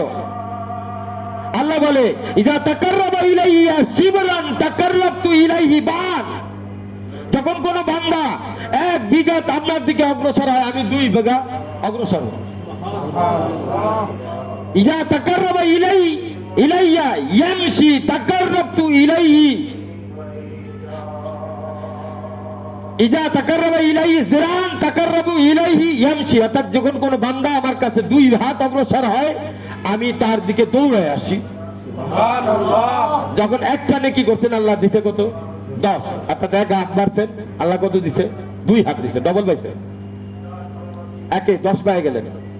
এইবার যখন 10 করলেন, 1 পা বাড়ছেন, আল্লাহ কত দিতেছে? গুণ 9 বানাই দিছে, কত? 100 দিয়ে দিছে। এবার আল্লাহ দৌড়ে আইছে। এবার গিয়েছে আগে একটা নেকি একবার সুবহানাল্লাহ বলছেন, আল্লাহ পাকের রহমত 1 হাত বাড়ছে। কয় হাত? 1 হাত। আপনি 1 হাত বাড়ছেন, 2 হাত বাড়ছে, একটা করছেন 10 দিছে। এবার 10টা যখন করছেন, আল্লাহর রহমত, রহিমের যে রহমতটা আছে, এটা কিভাবে আসলো? আস্তে আস্তে আসে না দৌড়ে হয়েছে? কেমন দৌড়ে হয়েছে? গতি কেমন? সাথে সাথে 100টা সব লিখাতে কি দে? বুঝতেছেন আমার কথা? বুঝতে হবে, হ্যাঁ বুঝতে হবে। আলোচনা পাইবেন না, সব নতুন। দেখছেন রহিম কিভাবে? রাগে রহমান ছিল, রহমান হয়ে আপনাকে একটা নেকি করা তৌফিক করছে। সাথেই আল্লাহ বলছে আমি রহিমও, তোমার একটা নেকি করা তৌফিক আমি রহমান হিসাবে দিছি, আর রহিমি হিসাবে আমি তোমার 10 গুণ বানায় দিলাম। 10টা নেকি করা তৌফিক দান করলাম, তারও 10 গুণ দিলাম, তোমার 100টা সওয়াব আমি রহিম দান করলাম। সুবহানাল্লাহ। আমি রহমান ছিলাম, তোমার মুসলমান বানাইছি, রহিম হয়ে তোমার মুমিন বানাই দিলাম। আমি রহমান ছিলাম, তুমি মুমিন ছিল, রহিম হয়ে তোমার আমার বন্ধু বানাই দিলাম। এবার আসেন, এরাদা করলেই নেকি। আল্লাহ কয় তুমি নেকির এরাদা করছো, কি করছো? এখনো নেকি সুবহানাল্লাহ বলো নাই, চিন্তা করছো সুবহানাল্লাহ বলবো। কি বলবো? ফেরেশতারা কইছে নিয়ত কইরা ফেলছে, সুবহানাল্লাহ লিখতে থাক। ওই যে নিয়ত করছো, নিয়ত করার তৌফিক কে দিল? তাই কোন আল্লাহ? যিনি রহমান। এবার ফেরেশতারা হুকুম দিল লিখতে থাক, এটা কোন আল্লাহ? যিনি রহিম। এই হলো বিসমিল্লাহির রহমানির রহিম। দেখছেন রহিম আপনার দুনিয়াতেই রহিম, তার সওয়াবের খেলা দেখাইতেছে। এইবার গেলেন একা একা নামাজ পড়লেন, 1 গুণ। মসজিদে গিয়ে নামাজ পড়লেন, ফেরেশতারা কয় 27 গুণ। 27 গুণ কেন ভাই? নামাজ 27 গুণ কেন ভাই? কেউ বলতে পারবেন? মসজিদে গিয়ে নামাজ পড়লে, 5 ওয়াক্ত নামাজ পড়লে প্রতি নামাজে 27 গুণ পাবেন। কারণ কি? কেউ বলতে পারবেন? বন্ধুরা আমি শিখাই দিই, মনে রাখবেন। মেরাজের আল্লাহ রসুল গেছিলেন কত দিনের জন্য? 27 বছর। তাহলে গুণ কয়টা হবে? ওখান থেকে কিনে আইছে নামাজ, তাহলে গুণ কত হবে? 27। মাশাআল্লাহ। তাহলে কি পাইলেন? মসজিদে গেলে কেন 27 গুণ? কারণ নামাজ আইছে মেরাজ থেকে। মেরাজ ছিল 27 বছরের। এই জন্য আল্লাহ ওখান থেকে রহমান হিসেবে দিছে কয়েক তো 5 ওয়াক্ত। তুমি যদি নামাজ মসজিদে যায় পড়ো, তাইলে 27 গুণ করে কয়েক তো হইব। 1 ওয়াক্তরে 27 দিয়ে গুণ করো, 5 ওয়াক্তরে 27 দিয়ে গুণ করো, কয়েক তো হয়। বন্ধুরা আমার, এই গেল তো 27 গুণ। এইবারে মসজিদে গিয়ে নামাজ পড়লেন 27 গুণ। মসজিদে যাওয়ার তৌফিক দিছে কে? রহমানে। 27 গুণ সব দিল কে? রহিমে। এইবার রহমান কয় এই পর্যন্তই রহমান। এবার 27 গুণ মনে করো আমি এখানে রহমান হিসেবে তোমার উপরে 27 গুণ দিলাম। রহিম হিসেবে তোমার আরেকটা জিনিস বলি, তুমি যদি আরো আমার রহিমিয়াত দেখতে চাও, তাহলে পাগড়িটা একটু পরো। কি পরো? মাথায় একটা পাগড়ি পরো, আর একটু সাথে মেসাক নাও। কি নাও? পাগড়ি পরার কারণে আমি 10 গুণ বাড়াই দিলাম। কয় গুণ? 27 গুণ করো, গুণ হলো 10। 27 গুণ 10 কিসের কারণে? পাগড়ির কারণে। এইবার সাথে মেসাক করছো, এই জন্য 70 গুণ। সাথে 70 গুণ। এবার রহিম দেন কোন জায়গায় যাইতেছে। এরপরে তোমাকে আরো যদি আমার রহিমিয়াত বুঝতে চাও, আমার রহমানের তাজাল্লি কি, আমার রহিমিয়াতের তাজাল্লি কি, এটা যদি তুমি বুঝতে চাও, তাহলে আরেকটু সামনে আগাও, রমজান মাসটা আসতে দাও। এইবার রমজান মাসে মসজিদে গেছে 27 গুণ, পাগড়ি করছে ওই 27 গুণের সাথে আবার 10 গুণ দাও, পেশাব করছে ওইটার সাথে আবার 70 গুণ দাও, ফরজ নামাজ পড়ছো 27 গুণ 10 গুণ 70 গুণ 70।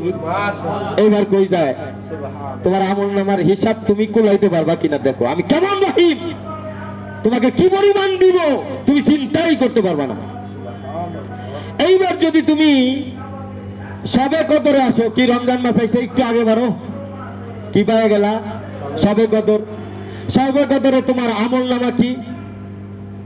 27 গুণ 10 গুণ 27 জামাতের সাথে পড়ছেন, এই জন্য 27 কে করছেন জামাত। এখানে জামাতের সাথে পড়লেও মসজিদের হুকুম, যেখানেই জামাতের সাথে পড়বে ওটাই মসজিদের হুকুম, 27 গুণ। এরপরে পাগড়ি পড়ছেন 10 গুণ, এরপরে কি পড়ছেন? মেসাব করছেন কত গুণ? 70 গুণ। এরপরে রমজান মাস পাইছেন ফরজ কত গুণ? ফরজের গুণ কত? এর সাথে আবার গুণ 70। এরপরে পাইলেন সবে কদর, এবার কি হবে? এর সাথে গুণ কত? 1000 মাস। এইবার আল্লাহর চিনার চেষ্টা করেন আল্লাহ কি পরিমাণ রহিম। আল্লাহু আকবার, কেমন রহিম, নারায়ে তাকবীর। আল্লাহু আকবার। এত দয়া করতেছে আমাকে জাহান্নামে নেওয়ার জন্য, আপনি কিভাবে চিন্তা করেন? এত দয়া যেই রব করে সেই রব কি চায় তার বান্দা জাহান্নামে যাক? আমরা আপনার রবকে চিনতেই পারেন নাই। এরপরে শুধু এই যাবে না, এরপরে আরেকটু আগে বলেন, এরপরে রমজান মাস পাইলেন, সবে কদর পাইলেন, সবে কদর বাড়ির থেকে আইসা চিন্তা করলেন সবে কদর পালন করব কোথায়? খানকায়। আপনি বাড়ি ত্যাগ করে আপনি যখন খানকায় আসলেন, এইটা আর খানকা থাকলো না, কার রাস্তা হয়ে গেল? আল্লাহর রাস্তা হয়ে গেল। বাড়ির থেকে সফর করে আইছেন, কি রাস্তা হয়ে গেল? তা আল্লাহর রাস্তা হইলে এর সাথে গুণ দেন 49 কোটি। এবার কই যাবেন?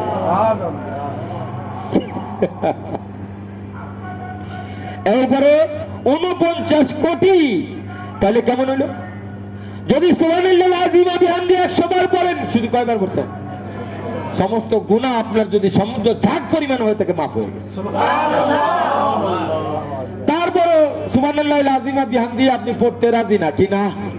পড়তে আল্লাহ দয়া দেখেন, আল্লাহ কয় তওবা মানে আন্নাদ মাতু তওবাতুন। আন্নাদ মাতু হাদিসের মধ্যে আসছে কি? আন্নাদ মাতু তওবাতুন, যে মনে মনে কি করবে? অনুতপ্ত হবে, আল্লাহ বলে তার তওবা আমি কবুল করে গুনাহ মাফ করে দিলাম। এরপরে যদি আপনার মনে মনে অনুতপ্ত না হয়, আল্লাহ কয় ফেরেশতারা ওর চেরাগটা বুঝাই দে, কারেন্টের বাতিটা নিভাই দে, কি একটা হোসট লাগা ফেলাই দে, গেছেন বইরা কারেন্টের বাতিটা নিভে গেছে, মোমবাতিটা নিভে গেছে, হাতের থেকে একটা সামান পড়ে গেছে। আল্লাহ কয় পড়ে গেছে না? কার হুকুমে? আমার হুকুমে। আমি তো ও তো ইচ্ছা করে পড়ে নাই, কে হুকুম দিছে? আমি এই জন্য তো ভালাইছেন। সব লেখ, গুনাহ মাফ কর, সব লিখতে থাক। গুনাহ মাফ কর, সব লিখতে থাক। কারণ তো আমার হুকুমে ঘটছে। কেন ঘটাইলাম? কারণ তো তওবা করে না, এই জন্য একটু হাসার খাওয়া গুনাহটা মাফ করাই দিলাম। এরপরে যদি আপনি আপনার গুনাহ মাফ না হয়, আল্লাহ 2-3টা অসুখ লাগাই দিব। কি লাগাই দিব? অসুখ লাগায়। এবার ফেরেশতারা কইব যা গুনাহ মাফ করার জন্য দোয়া করতে থাক, গুনাহ মাফ করার জন্য দোয়া করতে থাক। এরপরে আল্লাহ পাক কয় ওই সকল বান্দারা যারা অসুখ বিসুখ হওয়ার পরেও তারপরে গুনাহ করতে থাকে, আল্লাহ পাক কয় মাছের কাজে লাগা, পিঁপড়ারে কাজে লাগা, সমস্ত মাখলুকরে কাজে লাগায় দে, আমার বান্দাদের জন্য যেন দোয়া ইস্তেগফার করতে থাকে। ওরা দোয়া করবে, ইস্তেগফার করবে আমার ওই সকল বান্দার জন্য যার কাছে কালেমা আছে। কি আছে? ওই সকল বান্দার জন্য মাফের জন্য কি করতে থাকবে? দোয়া করতে থাকবে। আর আমি গুনাহ মাফ করতে থাকবো। আমি গুনাহ, আল্লাহ কয় ফেরেশতারা শোন, পিঁপড়াদের দোয়া, মাখলুকের দোয়া যথেষ্ট না, তোমরাও দোয়া করো, ইস্তেগফার করার কি করো, ওর জন্য দোয়া করতে থাকো। প্রত্যেক বান্দার কাছে দুইটা ফেরেশতা আছে, সকালে একবার আসে, বিকেলে আসে। মানে কি কতগুলো জানেন? আপনার পিছনে আল্লাহর ইনভেস্ট। ফেরেশতার জন্য কোনো বেতন দেন? মানে মাসে কতগুলি জানো? 4টা হলে 4 3 4 12, 120 জন ফেরেশতা আপনার খাদেম হিসেবে আছে প্রতি মাসে। 360টা জোড়া আবার ফেরেশতা আছে, ওইগুলো আপনার জন্য দোয়া ইস্তেগফার করতে থাকে। তার মানে চারিদিকে আপনার জন্য তওবা প্লাস তওবা প্লাস তওবা চলতেই আছে। কারণ আপনার দিকে নজর করার সাথে সাথে যাতে আল্লাহর রাগ উঠে না যায়, আপনার আল্লাহ পাকের দয়া, আল্লাহ পাকের রহিমিয়াত জাহের হয়, আল্লাহ পাকের রহমানিয়াত জাহের হয়, আর আল্লাহ পাক আপনাকে মাফ করে দেয়। এরপরে দেখেন, শুধু এই পর্যন্ত রাখছে না, আল্লাহ কয় এক নামাজ থেকে আরেক নামাজ পর্যন্ত, কে যদি ফজর পড়ছে, জোহর পড়লো, ফজর থেকে জোহর পর্যন্ত সমস্ত গুনাহ মাফ। জোহর পড়ছে, আসর পড়লো, তো জোহর থেকে আসর পর্যন্ত গুনাহ মাফ। আসর পড়ছে, মাগরিব পড়লো, মাঝখানের গুনাহ মাফ। মাগরিব থেকে ঈশা পড়লো, মাঝখানের গুনাহ মাফ। এক সপ্তাহ থেকে আরেক সপ্তাহ, এই সপ্তাহের জুম্মা নামাজ পড়ছে, মাঝখানের নামাজ পড়েনি, আরেক সপ্তাহে যায় জুম্মার নামাজ পড়ছে, আল্লাহ মাফ গুনাহ। বুঝেন নাই? এক জুমা থেকে আরেক জুমা গুনাহ মাফ, এক রমজান থেকে আরেক রমজান পাইলে গুনাহ মাফ। হজ উমরায় গেলে গুনাহ মাফ। হজ উমরা, এবার আল্লাহ কয় আরেকটু দাঁড়া, কয় আরেকটু, এটা তো আল্লাহর রাস্তায়, ঠিক আছে? 49 কোটি, কত কোটি? এবার হজ উমরার জায়গায় আসলাম, এইবার আল্লাহর রাস্তায় কই গেছে? একে তো রমজান মাস, তারপরে আল্লাহর রাস্তায় কোথায় গেছে? হজে গেছে, উমরাতে গেছে, নামাজ কোথায় পড়ছে? মসজিদুল হারামে। এইবার আসেন, দেখেন কই যায় আল্লাহর রহমান। দোস্ত গুনাই আপনাদের, কে মসজিদে জামাতে পড়ছেন, বাইতুল মসজিদুল হারামে জামাতে পড়ছেন কত গুণ? 27 গুণ, ঠিক আছে? পাগড়ি পড়ছেন কত গুণ? 10 গুণ। 27-এর পরে 10, তারপরে মেসাব করছেন কত গুণ? 70 গুণ। তারপরে রমজান মাস পাইছেন কত গুণ? আরো 70 গুণ। তারপরে আল্লাহর রাস্তায় আইছেন হজে কত গুণ? 49 কোটি গুণ। এখন মসজিদুল হারামের ফজিলত কই গেল? এর সাথে আরো গুণ দে 1 লাখ, এর সাথে গুণ দে। এই মিয়া, আপনি জাহান্নামে যাইবেন কিভাবে? আমি তো খুঁজেই পাইতেছি না জাহান্নামে নেওয়ার রাস্তা। এটা কার? এটাই হব্বুল্লাহ। এটা কি? আল্লাহর 70 গুণ, 69 গুণ যে মহব্বত, তার কারিশমা। এক মহিলা যখন পেটে বাচ্চা ধরছে, গুনাহ মাফ। বাচ্চা দুনিয়াতে আইছে, আবার গুনাহ মাফ। দুধ খাওয়াইছে, আবার গুনাহ মাফ। এইবার বাপ মা মিলে তারা পড়াইছে, প্রথম শব্দ আল্লাহ বের করছে, এইবার বাপ মার শুদ্ধ গুনাহ মাফ। এইবার আপনার ছেলে হাফেজ হইছে, এবার কয় খালি গুনাহ মাফ না, সাথে সাথে কি? কিয়ামতের ময়দানে কয় আল্লাহ বলে ওর মাথায় তাজ পড়া, বাদশাহী তাজ পড়া। দেখছেন, শাফায়াতের ক্ষমতাও দিয়ে দিবে। 10 জন জাহান্নামীকে জান্নাতে বানাই দিন, জান্নাতে নিয়ে যেতে পারবেন। আল্লাহ কেমন রহমান, কেমন রহিম। এরপরে শুধু এইটা না, আল্লাহ রাসূল বলে, আল্লাহ পাক আমাকে বলছে, ওয়ালা সাউফা ইউতিকা রাব্বুকা ফাতারদা। আল্লাহ বলছে, আমি যতক্ষণ পর্যন্ত খুশি না হব, ততক্ষণ পর্যন্ত আল্লাহ পাক আমাকে খুশি করতেই থাকবে। আল্লাহ বলছে, আপনাকে এত দিব যে আপনি বস বস করতে থাকবেন। কি করবেন? ওইছে আন্না আন্না আন্না, যেন একজন মানুষের পেট ভরে যায় খাবারে। এরপরে যখন খাবার দেয় মেহমানকে, তখন মেহমান কি কয়? আর না আর না আর না।